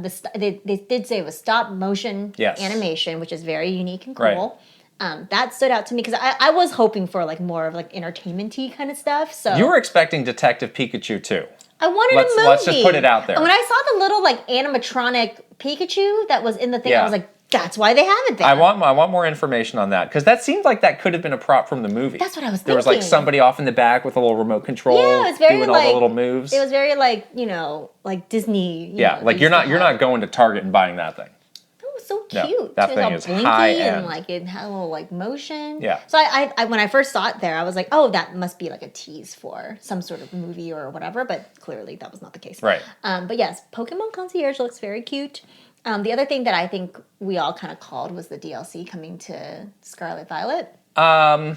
A lot of us were thinking that was going to be the case. Yeah. So it was a little buried, like what exactly the DLC is, but they did announce the different packs coming in the fall and winter, and then they have, some little new story additions to that game. So yeah, that's nice. Yeah, I thought the first pack, the kind of setting of that and this kind of Japan-esque festival sounded cool. Super cool. That all they had was that artwork, but I'm pretty in on that artwork. The second one could be cool. I'm less intrigued by that. Yeah. I haven't played this game in a while because I'm been waiting for it to get fixed and see what they do fix. Yeah. I know they announced a patch that maybe by the time this episode is out might be out. Yeah. But you never know from patch notes. You need to see it with your own eyes to see what is actually different. Yeah. So, yeah, maybe that'll be a good, later in the year when this comes out, maybe that'll be a good time for me to restart, come back to it. I'm in no rush. Yeah. I'm the same way. I haven't really gone back to it since we played together for a video.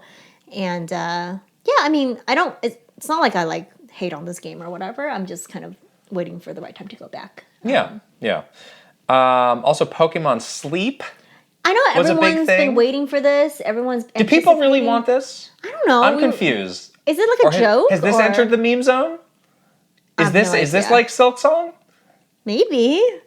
I don't know why people are excited for this because it sounds like the thing that you already have on your Apple Health. Yeah, because aren't there like a million apps that do this? Is it just because it's cute? There's a Snorlax?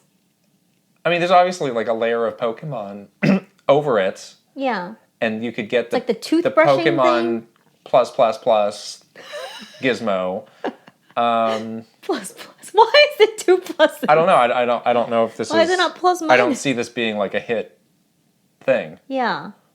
I don't understand I really don't understand the excitement for Pokemon Sleep. I think it's sort of like a throwaway side thing, but maybe that's just me. But people seem to be like excited about this thing, so. And even in the stream, they were like, we know you've been waiting for an update on Pokemon Sleep. And like, were we? Were we really waiting or were we just joking around that Do you do any of that sleep tracking? Like with your watch or anything now? I don't. No, I don't either. I don't like to wear my watch when I go to sleep. Yeah, I don't. And I don't like to have my phone near my head when Exactly. I sleep. I don't want to put my phone in tuck it under my pillow or whatever it's saying. I don't want to do that. That's weird. I'm not doing that. I sleep fine. I don't need it. I don't have bad sleep. That's my bad quality sleep. decision. I'm lucky. I sleep well. So I'm not that jazzed for that or anything like that. Yeah, I will say like this Direct didn't have a lot of stuff that was exciting for me personally. Like there's a lot of mobile stuff. There was like the Pokemon Sleep stuff. There was like, they had talked a lot about the new championships. They had that new TCG like like fancy TCG thing that I'm not super into. So yeah, I wasn't like not every announcement was like one for me, I don't think.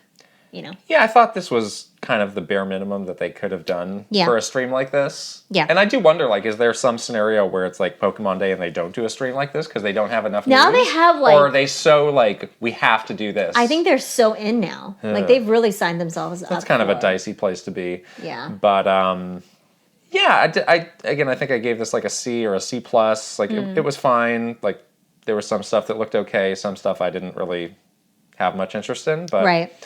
The other prediction that so many people had was the original games coming to Switch. Yeah, the GBA stuff. Which seemed like a reasonable prediction. Right. It seemed pretty likely, actually. But no. Not a single one. I saw somebody shared a graph that said once the 3DS and Wii U eShops go offline, there's like some huge percentage of all the Pokemon games that are basically unavailable. Ah, and that's when they'll port it over? Well, I don't know, but I mean, that's a pretty eye-opening stat of like, wow, this major franchise, you'd think you'd want to make it available. I mean, it's hard to have everything, but like 75% available is a lot. On a current gen system. Right. Would be like something that would be important to Yeah, and again, like what is the Pokemon company's plan for legacy content? I don't know.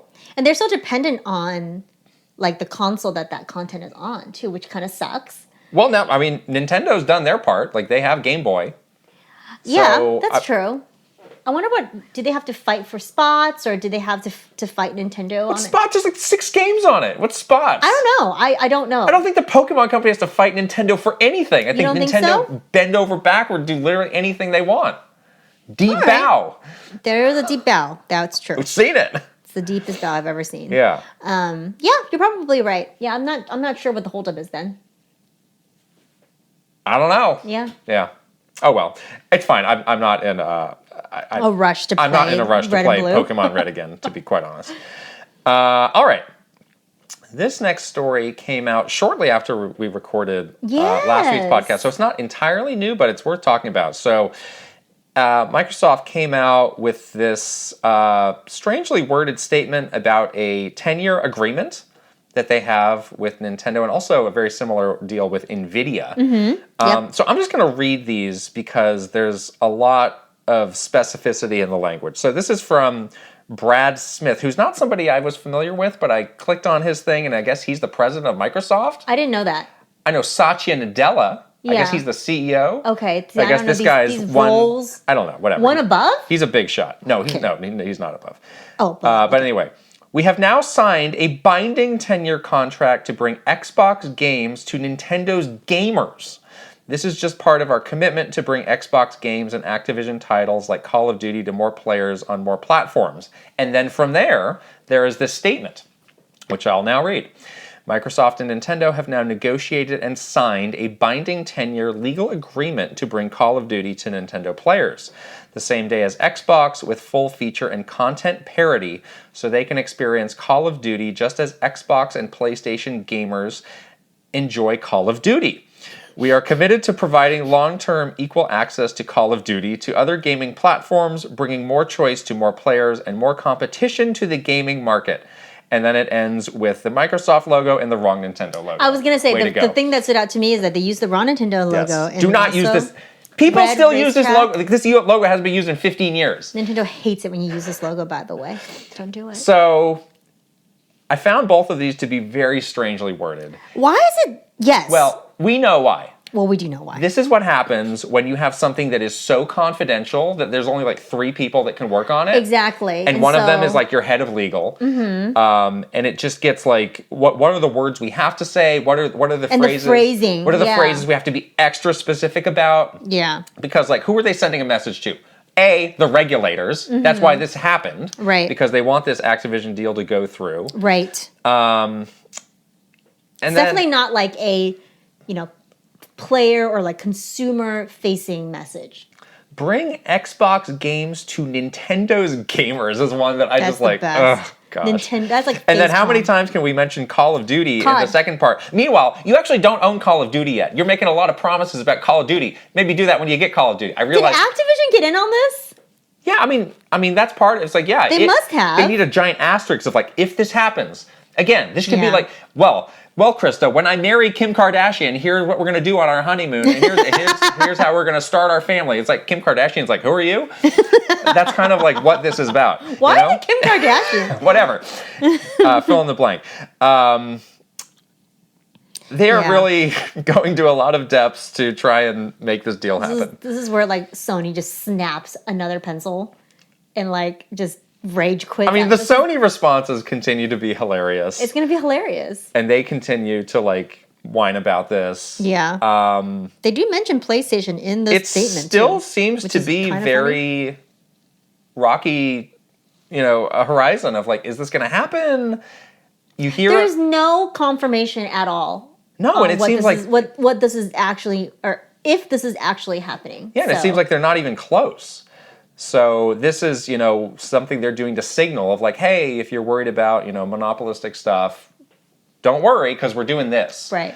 So you do wonder like, well, what if this deal falls through? They still have this 10-year contract. Again, 10-year negotiated and signed. Binding 10-year contract. Yeah, and they talk about commitment to bring Xbox games to more players. So it's not just Call of Duty. You would assume it's like their other first-party stuff. Exactly. So then they're in on that, which without Call of Duty, do they really want to do that? I don't know. Their arm has really been twisted here. Yeah. I wonder when this begins. Like, what is the first year of the 10 years? Is it right now? Did it start when the statement? I mean, you need to make some games. Hopefully, this is not just cloud versions. We've now signed cloud versions of everything. Oh my god! Is that the easy way out? Cloud versions, isn't it? It's cloud versions of everything. That's what it is. I feel like they know better than to do cloud versions. That's like a cop out. I don't think that's such a cheap cop out. They better not do that. FTC would veto that. Would they though, or do they not even know what that means? The FTC doesn't know. Nintendo's gamers, as it's worded here, we would veto that. And then the logo, it kills me.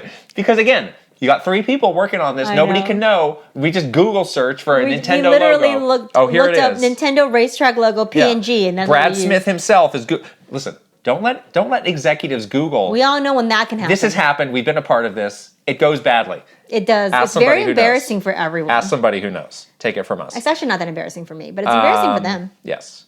So, and then the NVIDIA part of it's interesting. Boy. I mean, NVIDIA, like when this deal happened, like they had some other statement of like we're strongly now in favor of this deal going through. Right. It's like, I guess somebody cared for them to say that. Like, but who cares though? But also, who cares? Right. You're not involved. As they say. What is your involvement? Does that make any difference at all? Them coming out with this big vote of confidence? That's what I'm saying. It's like that statement. It's like, why are you here? We really need somebody who's actually a lawyer to chime in on this. of like, what is happening here? We really need somebody to know. It's got to be because of the FCC stuff. Well, obviously, but it's like, what happens next? Or like, is this getting any? Is there like some directive that's like you need to show X amount of proof or whatever that you're not going to become this like monopoly, whatever. Yeah, I mean that's what these regulatory bodies are there for, is to prevent that. When you do that, then we'll approve this deal. Right. So they've hinted. Do they have like a checklist of things that they need to do to get that approval? Is that kind of the next step? Is that where we're at? I don't know if there's a checklist, but I mean, those bodies hinted that they had concerns.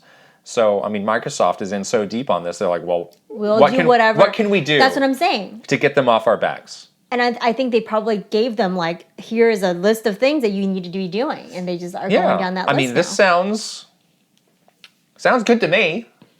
You're a Nintendo's gamer, so how does it sound? I own all these. I don't care. I'm not going to play these games on Switch. I might for some fun, but for some yucks. You're going to play cloud version of COD on your Switch? I played the Wii U version of Call of Duty. It's not bad. It wasn't bad. Really. So this is the story that will never end. It's hilarious. Sure next week there will be some new weirdly worded, gargled statement. I don't know.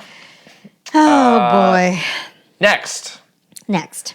final Mario movie trailer is coming March 9th. Yes. Why is it so early? Well, when this was announced, we thought. So again, last confused. week there were crazy storms going through. I did not have power for a lot of last week. Confused. I panicked because I was like, oh no, this trailer is coming tomorrow. We have to do a reaction. I don't have power. What are we going to do? And then I read the fine print. It's like, wait, March 9th? Why did it announce so early? I don't know. And why is it 1 month before the movie comes out? And why is it the day before Mario Day? I don't know. Oh, because Nintendo doesn't like Mario Day. You can't do it on Mario Day. That's expectations. I'm so confused. You know Mario Day is a dirty word. But again, why announce it like 2 weeks in advance? I don't know. That part weirded me out. None of the other ones were announced 2 weeks in advance. Look. I really don't understand. Like, unless there's something else. They're off to the races on their own. They're doing their own thing now. They're not consulting Nintendo on this. I'm so confused, but whatever.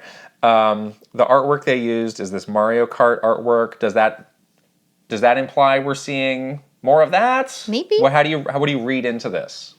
Yeah, I mean, I guess okay. So the artwork is definitely Mario Kart. The characters that they're focused on here is. I mean, it's pretty much all of them. Well, minus Bowser. There's no Bowser here. I was gonna say it's more like Donkey Kong, Princess Peach. Oh, a Toad is there too in the back. Okay. I mean, I guess we saw like a little glimpse of Mario Kart. Like at this point, I think we talked about this, is like they're throwing everything plus the kitchen sink into this movie. Like this is the one shot. They're not going to do the Mario movie sequel, it sounds like. It just seems like it's going to be like everything that you ever imagined in the world of Mario will make it into this movie. I think this trailer is going to be like less... It's going to be like really quick shots of like different like fan servicey things. Yeah. Like this is going to be the Game Explain Dream trailer. He's going to pause. He's like, I've done a 96-hour analysis of the 90-second. He's going to pixel by pixel pause the Rainbow Road portion of this. Yeah, it's going to be like, yeah. But yeah, they're probably going to do a lot of like fan service. They're going to do a lot of, again, like everything that you ever imagine about the Mushroom Kingdom beyond it's going to make it into this movie. In some shape or form. It might be like a 2-second little throwaway clip, but it's going to be in the movie. Yeah, but I don't think it's going to be like, well, here's like 3 minutes straight from, uncut straight from the movie. Who is the celebrity they're going to put in this one? Did they? Oh, I guess they did do that for the last one. Yeah, they put in Seth Rogen, right? Last time. Yeah. So they might have. Well, that's when they introduced. I mean, are there any new characters introduced? I don't think so. Characters that they want to add? Have a little cameo from? You know what? Let's just go back to Chris Pratt and let's see what he's got to say. He's going to be... Again, for the laughs. laughs. What was he saying last time? He's stomping the turtles? Stomping turtles. Stomping turtles since 1918, whatever. Since 1874, I've been stomping turtles, okay? There wasn't any power, but I was stomping the turtles. I was knee-high to a grasshopper, but I've been stomping those turtles, let me tell you what. Oh, boy, Chris Pratt. I just want to see more of Seth Rogen's dog, Zelda. That's cute. From his boat, his like mega yacht. He's on he's usually like in the middle of the Mediterranean Ocean or something. But yes, that's cute. It also says here, no game information will be included. That's nothing new, but it seems like we're gonna have this movie come and go, and there is no like game tie-in period. Later on this year, during the holidays. Well, I'm talking about like around like the peak of this movie. No, I think around the holidays. Even like a compilation. Like there's just nothing. It's just like, it is what it is. What a missed opportunity that is. But I'm not surprised. Give us a costume from Mario. Give us anything. Huh? Give us like, put it like in a transformation? Mario Kart. Not a suit. Don't call it a suit. Yeah, Mario Kart. Like, give us a Mario movie DLC track or a... If you can get a Mercedes-Benz in Mario Kart... Why can't you do this? Can we get some of these... Whatever. Carts? Yeah. Can we get a skin of movie Mario? Can we do anything that's the bare minimum, please? No? You get a Mercedes. You get a Mercedes or like a car wrapped with Switch artwork. Link gets another Switch t-shirt. Is that going to be in Tears of the Kingdom? The Switch t-shirt? They have to put that in. No. That is so iconic. A caveman Link is not going to wear a red Switch t-shirt. They don't have a choice. They have to do it. No. All right, next story. He has a mullet. He can't wear that t-shirt. I don't know how much we need to talk about this because this was already heavily rumored, but Nintendo confirmed they are skipping E3. They said, we are approaching our involvement in any event on a case-by-case basis and are always considering various ways to engage with our fans. Since this year's E3 show didn't fit into our plans, we have made the decision to not participate. However, we have been and continue to be a strong supporter of the ESA and E3. But we ain't going. Yeah, it is what it is. Are we going to E3? I don't know. I think that is very much in jeopardy at this point. I think we should go to Summer Game Fest. I think at this point, Summer Game Fest is looking. I mean, we know very little about that, but I think we trust Jeff Keighley. That was fun. Do a good job with that. Yeah, so yeah, I think we do that. I'm leaning towards no. I'm leaning on towards E3. no. Yeah. Will we ever go back to E3? Maybe not. This has to be the last one. This has to be the last Though, one. I mean, this has just fallen apart. You know what? I'm honestly okay with that. Yes. Let's move on. I think we should move on. I think it's good to keep my personal E3 experience to all the years that I've worked E3 and had those very, special memories and traumas. And I'm good with that. Let's never go back. Great. Let's move on with our lives. Good. Okay. What other way can we look at this? No. They didn't announce their own event or anything yet. No, but that would be the next step. They're probably, yes, exactly. I think they are looking at that as the next step. And I think, they'll still do some sort of announcement around E3. Yeah. Some sort of direct or whatever. Of course. So I don't think you're not going to get any Nintendo news in June. I think you're just not going to see Nintendo on the show floor at E3. Yeah. Oh, no. You didn't see that. Whoops. Our last story, Mortal Kombat 12 was announced Finally. in a Warner Brothers earning call coming this year. You were waiting for this for a while. I was dead certain so sure that this was going to get announced at the Game Awards, and now I'm really annoyed and confused why they didn't do that. Why is it on an earnings call for Warner Brothers? That's lame. Lame. So Warner Brothers seems to be a company that is having some sort of financial turmoil now. Well, yeah. Because I think they also own HBO, and remember HBO canceled. They had that Batgirl show that they canceled. It was done, and people were mad. And I think they have a new head person who's very cutthroat and down to the numbers. So maybe it would make sense of hey investors, keep your we have this surefire surefire hit game coming. Get hyped. Maybe that movie was really good on HBO. I mean, maybe what movie? The Mortal Kombat. The Mortal Kombat. I mean, maybe so they good. are just so concerned financially about the company that's this. We have to do this here. Sorry if this is not the right way to do it, but we have to put it here. Okay. I don't know. That sounds terrible. I mean, it sounds awful. It sounds like absolutely the wrong way to do it. Wrong way. And there's no trailer. There's no nothing. It's just but it's coming this year. Buried in some earnings call. Okay, yeah, great. So this sounds like a great E3 press conference. Sony and Microsoft can fight over who gets that first trailer in exactly. in their big E3 show. For the Nintendo gamers. not for the Nintendo gamers. Capital N, capital G, Nintendo gamers. Nintendo's Are you excited? Gamers. Mortal Kombat 11 was on Switch and wasn't bad. I played that. It's good! That was the that. first time I actually really played Mortal Kombat again after the arcade and after I'd be these last few games have been good. Yeah. I know. Yeah. I'm back in on Mortal Kombat since it's amazing. Since that last game. Yeah. It's good. It's fun. So I guess we'll be seeing that soon. All right. All right, enough of this news.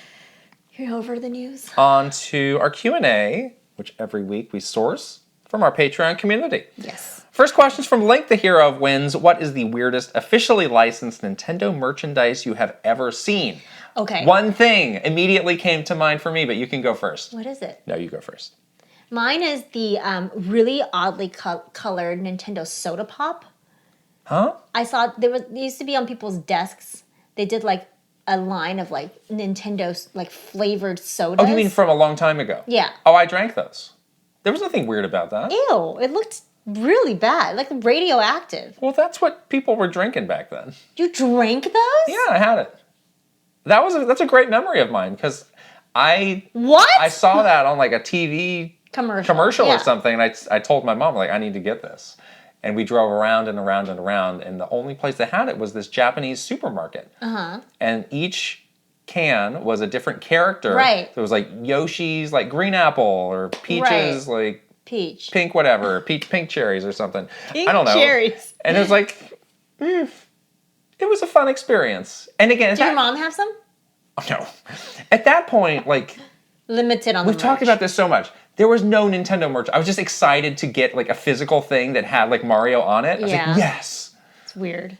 Why did you choose that? That's a very strange thing. Gross looking. Well, you're going to get blown away, and you're going to wish you chose this. What is it? When these more recent Donkey Kong games were coming out, there was a lot of banana paraphernalia. Oh, I knew you were going to say the banana pocket thing. There was a lot of... You were so obsessed with the banana pocket banana paraphernalia that came out. Oh my God, and a lot of times, ridiculous. real world bananas. So one thing that you could get as like a pre-order bonus from who knows where was like this like cloth banana holster. Yeah, for your banana. Where you called it a banana hand. Banana pocket. You unzip it and you put a real banana in it. Yeah. And then and then what? I don't know. You carry it around. So your banana doesn't get bruised. Strap it to your belt like it's a. You want to protect like your banana. Batman or something. You got to protect it from bruising. I have seen something like this in Japan as well. When you're going through some of those random stores that just has stuff, there's like it's like a plastic clamshell banana protector. Yeah, to protect your banana. Is this a problem? You throw it in your bag, like your backpack. I guess you had like a lunchbox or something. Your books are like rattling around. But only a single banana. Yeah, because you only eat one a day. What are you not going to pack like a whole thing of bananas in your bag? So baffled by this. I don't understand why this is weird to you. This is not weird. The soda is way worse. It's not. I still have my banana pocket. Great. I like it. That's the answer. Next question is from Brooke Obscura. The Pokemon Company is interesting because it is separate from Nintendo, yet not entirely. Do you think it would be beneficial or detrimental if other staple Nintendo IPs took a similar approach? For example, the Zelda Company or the Metroid Company?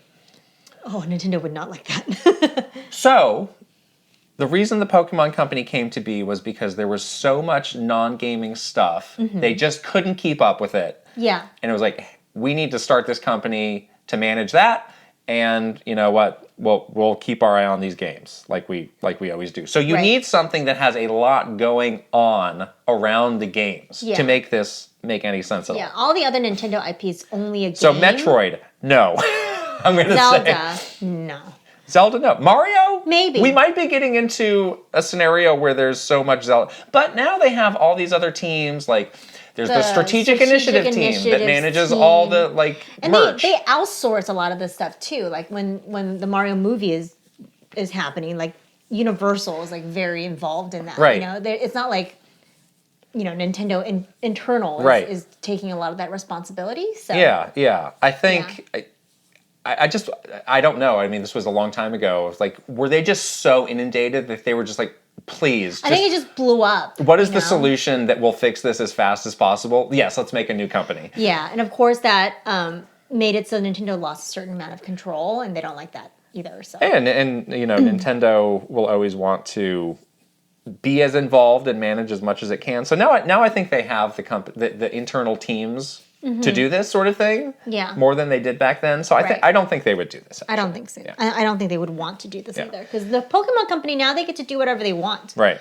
Like they do their own showcase. Got out of control. Yeah. So Ale Alejandro is next. Hey, Kit and Krysta, for people working at Nintendo in more of the supporting function kind of areas, such as accounting, HR, legal, etc., did you get the vibe that these coworkers were also huge fans of Nintendo or gaming, or were they more so hired for their technical knowledge and expertise rather than out of being like a dream job scenario to work at Nintendo? I come from an accounting background, so I would have loved to pore over all the spreadsheets and see how profitable different games were, and budgets for different things like different marketing campaigns, and how all these decisions came together to eventually come up with different pricing strategies, such as Zelda Tears of the Kingdom being more expensive than a normal Switch release, and other financial tidbits like that. Yeah, I think that there was definitely like a pretty wide range of people and their background with video games. There's certainly people on all teams, whether it's, in different areas of marketing or in these support roles that really, really, love Nintendo games and grew up playing Nintendo games, to people that don't care for them at all and just have other skill sets, like being good at spreadsheets or being a good legal representation, that got them hired at the company. So it is a pretty big range. We were talking about how even on the marketing side, like our Redwood City office, like we always got dinged because there was like, oh, there's nobody in the Redwood City office that likes playing video games, which was not true. Yeah. But there was like perception that like if you are not in the Nintendo Treehouse or if you're not in localization, then you're not playing these games, which is not true. So. Yeah, some people were, some people weren't. I think everybody ultimately respected the output of the company, but you would occasionally find the people who was like, oh, this person's in, whatever random department, and they would come bug you and talk your ear off about stuff, or tell me about this, tell me that. That was always fun. Yeah, exactly. But not everybody was like that. Caleb asks, any idea where this precious Kirby playlist of storybook videos came from? My sons, 7 and 4, love watching and listening to these from time to time. And there's a playlist of It's Kirby Time, and it's basically like reading, like a read-along kind of storybook thing with Kirby. So, one of the major initiatives that was happening around the time we left was reaching kids. Young kids. Very young kids, yes. Yeah. So it was this would happen like every 5 to 10 years. This panic of like, oh, we've done this research and kids don't care about Nintendo anymore. Right. We got to get them in early. They care about Minecraft and Roblox and whatever else. Yeah. So it's like, well, how do we get these kids? This is how we create lifelong customers and fans. Like, what can we do? Start them young. So our team was working on a really big initiative to make, because we were the original content team, to make content for kids. We actually had a kids-focused YouTube channel called Play Nintendo, which was started a while ago before we really came onto it, and had just been lying kind of dormant. Didn't have a lot of actual content that was made for young kids. Right. Even though that was the whole point of launching that channel. So we were like in the process of reinvigorating that and coming up with different little series like this storybook one that you're pointing out for that audience. And this was just another example of one of these absolutely painful, protracted, literally years-long conversations about making content like this, like reading from a storybook. Yeah. And we would always end up in these like, what's the objective? And it's like, well, why do we need to do this? It's like, I thought you told us that kids were important. So we're creating content. We're trying to make content that research has proven that kids want, that works on YouTube, and fits with whatever nonsense cockamamie IP guidelines you're giving us. Yeah. What's the issue? And it was like, oh, well, we're hand-wringing. We need to talk. We need more research. So it was like... I think we presented that strategy for kids like over 15 times. Yeah. So... eventually, after around the time we were leaving, it did get off the ground. Yeah, I remember. The person we were working with that is still there. I'm very happy for them. I know. Every time I see one of these kids things launch, I'm like, oh, good job. It seems to be going well. I wanted to include this question just, in case he's listening, he could see some positive feedback at all for this ridiculous project that he had been working on with us. Yeah, it really was a journey before. Yeah, and like, bless him for just continuing the good fight. Like every single time we do one of these, like with Nintendo Inspired, it was the same way. Like you have to constantly fight for it. Yeah. So I know every single time he launches one of these, he's fought. Yeah. So it's always fun to fight, to be able to do the basics of the job you were hired for. So cute. So cute though. So cute. Banana Bread Slice is next. Not Banana Pocket. No. Hi, Kit and Krysta. You talked about the Switch launch in episode 3 of the podcast, but I'm not sure if you ever talked about your first time seeing, holding, or playing the Switch. Do you remember your very first impressions? How far in advance of the official announcement was it? And was your first experience with a prototype or a launch unit? What was the feeling among your coworkers as well as before the launch? Thanks. I think we have talked about this, but it's been a while, so we can go back to that. And also it is Switch anniversary time, so it's timely. Yeah, no, we saw Switch. When did we see? Well, so the announcement happened. I think it was in October. Oh, October of 2016. Oh, that's that video. That video. Yeah. So I don't remember exactly. I think it was summertime. I think so because too. It was like, hey, we're going to start to work on the announcement. You need to know what the product is. Mm-hmm. So they brought a pretty big group to Redmond to spend like a full day.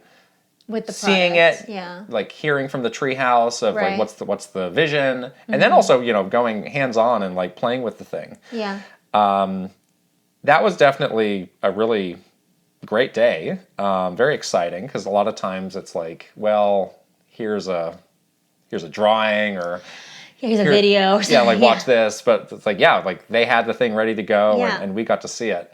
They did. I remember they did like a really fun thing for like when they revealed it to us. They had it like under a question mark block. Oh, that's true. And they were like, "And here we go, and here it is." And then we took the question mark block and we took it around with us later on. Yeah, we liked it. It was so I appreciate that they made it fun for us because it was obviously an exciting day for a lot of us. For the company. Yeah. Like, gosh, what are we getting into after this Wii U nonsense? Yeah, it was definitely a prototype version, but it was very close. I mean, it was pretty much identical. Yeah, I mean, like the color was slightly different, but beyond that, like it was like the a normal Switch. Yeah, that was one of my first reactions, and continues to be, because it's like, well, we all remember the DS Fat and how that was kind of junky until they worked on some of those revisions. Yeah. Like it's like day one, this thing felt good. This thing was really sleek, like really like appealing to look at, appealing to hold. Yeah, just super. Like they nailed the design. I remember I docked and undocked it like a million times during that thing because I was just like, how fast can it be? Fast. You're like, how fast can that image from the TV go onto your handheld? And it was like instant, right? And I was like really impressed because it was like this is not even the final retail version yet, and this is already working so beautifully. Like we like detached and reattached the Joy-Con like a million times. We did all the things that could make it feel junky. Yeah. But it never did. It always felt like it always had the wow, even from that first moment. I remember like 1-2 Switch was a game that we saw. I think ARMS was a game that we saw. Yeah. So we got to see a fair amount of software that was still very, being worked on. I remember like after we saw and played with the system, we had a whole other like session of like, okay, now we're going to tell you the name. It was still like the NX system. Oh yeah, the NX. And it was like, all right, well, let's tell you about this, and here's how we're building that into the markening, and we got the snaps, the snapping. And so they had already built out all of that. Yeah, we saw like how like every trailer had that little thing where like the drop down. Yeah, we were like talking and looking at that and how we're going to incorporate that into all of our marketing and stuff like that. So yeah, it was. I think there was a big sense of relief, too, after coming out of the Wii U era where it was so confusing and complicated to explain something. And we were, like, holding our breath, like, hoping that the name of the system was easy to recognize and easy to describe to people. And it was, like, that day it was like, oh, thank God. Everything is not confusing and very clear, and the system is very easy to describe and show people. Like, we're in a good place. Right. So that was a very good way of introducing the key employees who are going to be working on this thing to the thing. Yeah. Which, again, not always the case. Yeah. Definitely a different reaction than we had when we first saw Wii U. So we were all very relieved. Cerulean Dragon is next. Hey, Kit and Krysta. For Nintendo's next console, do you think Nintendo will release it in March like they did with the Switch? Or do you think they will go back to releasing in the more traditional holiday time frame? Also curious if you have any stories about what releasing in the spring was like and if it was different than holiday. Thanks. The fiscal year, though. I was definitely a little curious about this of like, wow, I can't remember the last hardware launch. And I'm not talking about like a revision, like a DSi or something. Right. Like a major new generation that happened outside of a holiday. So I was curious about this. I think the reason why is because of the launch lineup of games. Of just when it was ready? Yeah. Because they wanted to bookend it with Breath of the Wild and Odyssey. So I think that was the reason. I think that might be the part of the reason why. I think they definitely learned that now they can really release at any time. As long as they have the software. That's the thing. You don't have to be pigeonholed into the holiday. Right. And a great benefit to that was, when the systems always come out, like you're really constrained. You don't have that many of these. Right. So you're almost missing, because it's like, whatever you have is going to sell out. So you're missing it because if you do it during the holiday time, it's like... Yeah, so they were able to get that initial allotment sold out, and then like, have more for the holiday. Right, and then when you're in the holidays, it's like, all right, we have a lot of things, we have as many as we can make, we've been stocking these up for months to have a huge holiday season. Yeah, and you can capitalize on like the holiday excitement. So it was really smart from that point of view. Because plus, you got a great game like Odyssey for the... Right, you have a whole nother round of games. I don't know if they had totally planned all of that. I don't know if they knew that's exactly how it would go.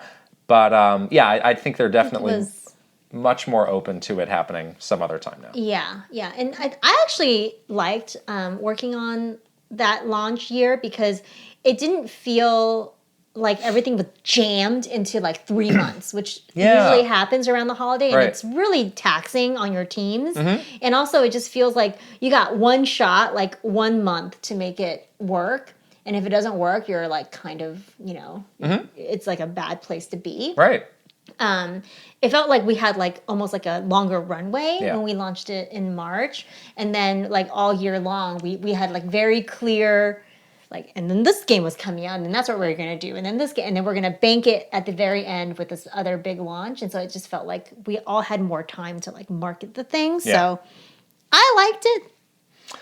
So maybe they'll do it again. I won't be there, but the next question is from Jordan Collett. Do you think any content creators have avoided wanting to work with you since your departure from Nintendo for fear that they may be punished? Oh, Ooh, we're in the conspiracy zone now. Punished? Oh no. By ninjas? Punished. Punished. Yes. I don't think so. Interesting question. Yeah. Fair question too. Yeah. I don't know. I think all the people that we were like, friendly and close with have not really changed the way they interact with us. If anything, they're more excited to have new ways to do things with us. Yeah, it is a bit more, freewheeling than we were before. But I think that's a fair question. I wonder if that has at least crossed some people's mind, especially if they're in the Nintendo program. Yeah, we've never like asked somebody to do something with us and they said no. Right. And maybe the reason being because of that, like, oh, I don't want to jeopardize my my position in the Nintendo creator program or whatever. Right. This next one, there's a pronunciation guide at the bottom. I have to admit, I'm still a little confused about the pronunciation of this name. The first part of it I get, the second part of it I don't. So I'm just going to go for it.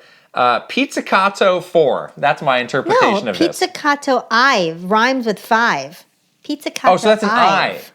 Ive. But what's with why is there an AN at the end? Because his name is Ivan. All right.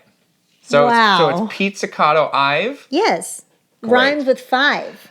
I thought that was LV, so I got a little confused there. Oh my goodness. Because the rest of it's in lowercase. Well, now we know.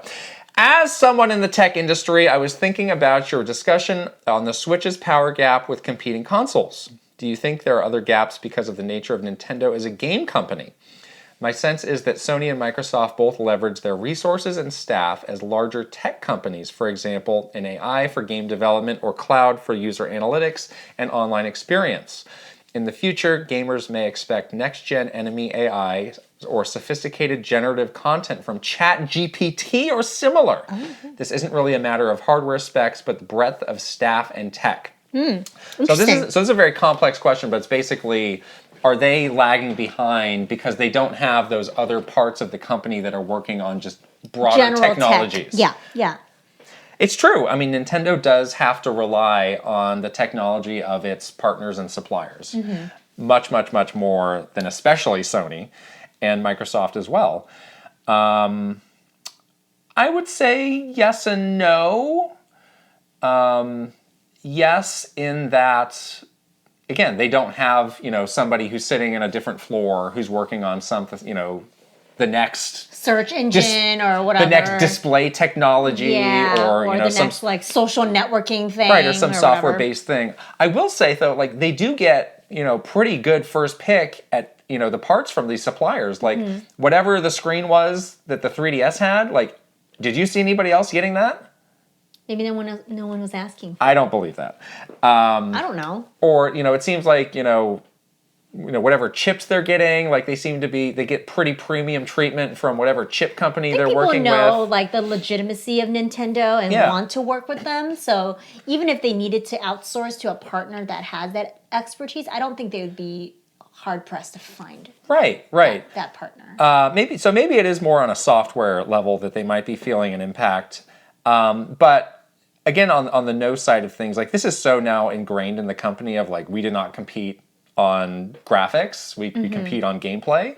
So I don't think anybody there is losing sleep about this. Yeah, and I think that again, we talk about this as a good and bad thing, which is Nintendo's a very like insular company. Like they are very like in their own bubble, and that's why they can make these zany experiences and these really unique experiences, because sometimes they, if you're not as insular as Nintendo, you get distracted by like the next trendy tech or the next trendy thing. They've never been, and I don't think they'll ever be like this.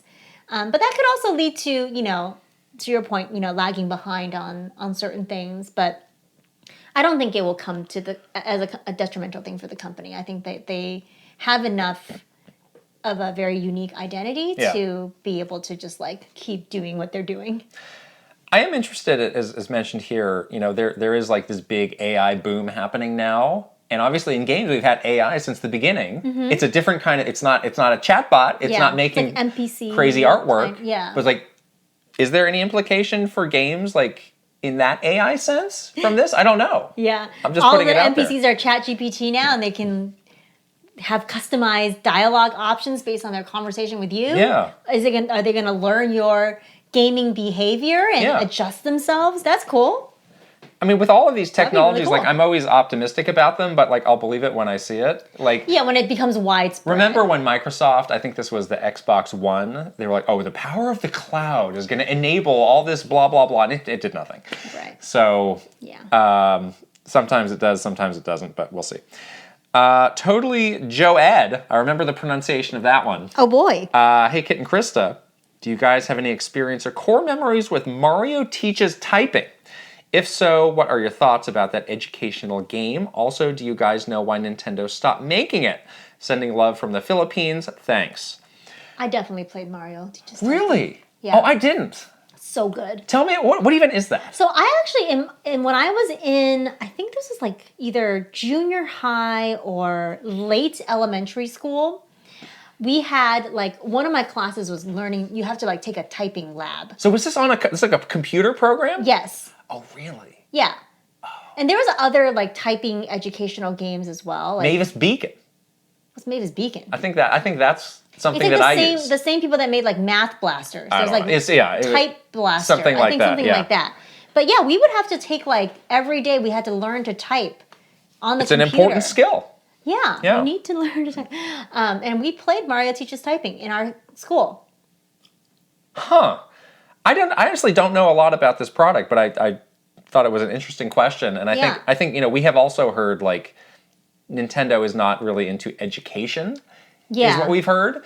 Like questions about like Game Builder Garage, like is this an educational tool? We would hear like, no, absolutely not. This is entertainment. You are getting a glimpse into the mindset of our developers. Yeah. But this is not an educational tool. Like games that are closer to education, like Brain Age too. Yeah. They were really cagey about the way you describe that. Well, there may have been a legal that's a concern with that. You can't prevent Alzheimer's with Brain Age. Like, oh my God, can you imagine the legal person would come down on you for that for sure. But also, like, again, back to our conversation about like kids content. Like, there is a lot of content on YouTube. It's like entertaining, like, well, here's how you count to 10. Mm-hmm. And like we would, sometimes talk about that, and they're like, that's absolutely not what we want to do. Yeah, it's like, can we count Goombas? We are an entertainment company. Like, we do not want to get into the education space, like, at all. Yeah. Which, like, that was helpful feedback in the very early stages of like, what do we want to do with this? Like, what do they absolutely want you to avoid? Yeah. And it's absolutely education content and fitness content. Yeah, that was like meeting 1 of 17. Yes. Our last question is from Paul Gale Network. Hey, Kit and Krysta, I'm one of those gamers that finds a smooth 30 frames per second experience to still be great in 2023. How about you? Does a game running at a no frame rate dropping 30 versus 60 make all that much of a difference in your opinion? Thank you and have a great week. I cannot tell at all. Really? I really can't. Oh. I can't tell. Okay. It all looks good to me. I can tell, but I don't in most cases mind the difference. And I find, it's like 60 frames per second for me is like a really, really nice to have, but I don't feel bad if a game is 30 in most cases. I think like the only time it bothers me is when it clips.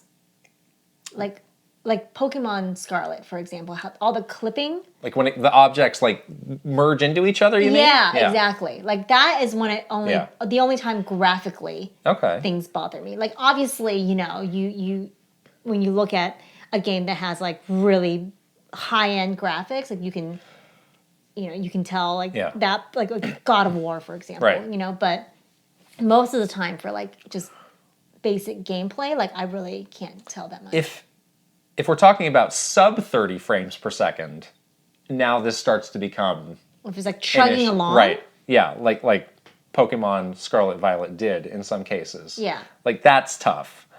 But 60 versus 30, I'm generally good with either. That's what, when they were hearing about the PlayStation 5 and the Xbox Series systems, that was a big talking point of we're going to have very low load times and we're going to have great frame rates. And my thought then was does anybody care beyond people like us who are playing video games every day? Because I feel like there are a lot of people who are in your case who are I don't know, it looks cool. It looks nice, yeah. And obviously those two have been doing just fine.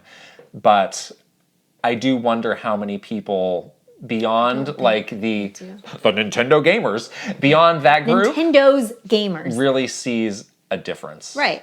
I don't think they do, honestly. If you're a more casual player, do you notice it all? I'm not a casual player, but I don't notice. Yeah.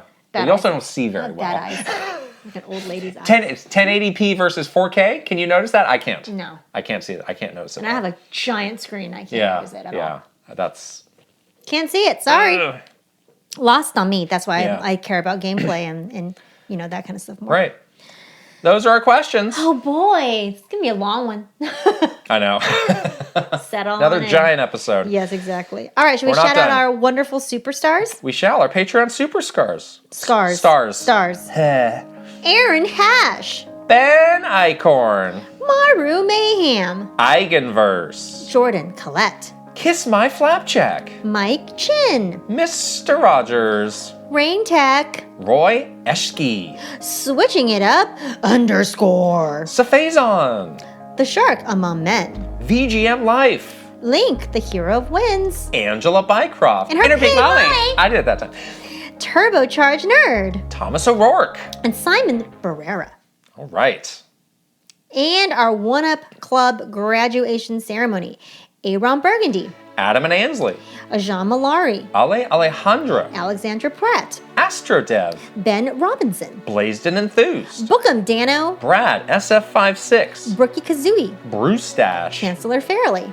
Chelly Squirrel. Christopher Lay. Cozy Tar. Captain Cinnamon Buns. Captain Alex. C Roper 17. Daniel Cold. Daniel Phillips. Daniel Valencia. Dachshund. Doodoo Face. Dino Punch. Elite Peach. Sbarts 50. Fart Priest 69. Furbound. Fernie and Jess Forever. Fox the Ploy and his dog Bernard. Fred Rossi. Garrett Hallfish. Garth the Wolf. Gartooth. G Sun 101.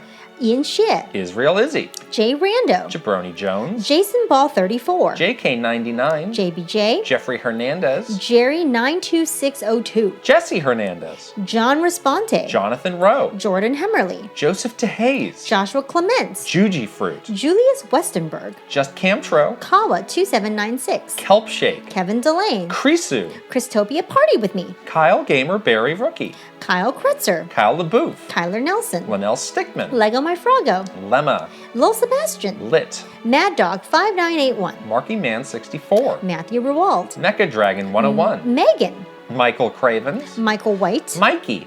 Monster Jordy. Motomania. Mr. Andy Pong. Mr. Beans and Dip. My Tran. Nasir. Nathan Burkhart. Panda Buns. Paul Gale Network. Piano Psychopath. Prime Factor. Prince Charmless. Raver. Ray Charone. Ryuji Utsuho Okuu. Renee Rivers. Ryoth 1. RJ Kern. Rob Osborne. Renana Rex. Rocks. Rianetta. Sam Nealon. Sharif Jackson. Shinryu. Slowbro. Schmiggles. Shrews. Silly Ferret. Sparkling Salt. Spicy Munchkin. Starholt Productions. Steel Citrone. Tales of Link. Tefew. Terra Storm 64. Thomas Alvarez. Travis Torline. Troopage. Tugs Puppy Bear. Tusk Oob. Tyler Geis. Video Game Stupid. Virtual Bot. Wicked Davy. Will Ernst. Will Johnson. Zoodiverse. Zelgaroth. And Zoid. Right. Yay. Nice. Yay. All right. Don't forget to join us on patreon.com/Kit and Krysta to be part of this amazing community and get all sorts of cool benefits. If you're watching on video, you can go ahead and subscribe to this channel and give this video a thumbs up. If you happen to be listening on audio, you can give us a 5-star review and also leave us a comment. Don't forget to follow us on our other social media channels. We are on Twitter, TikTok, Instagram, Facebook, and of course, YouTube. All right. I'm going to the bathroom again. Oh, no. So we got to go. Bye. Bye.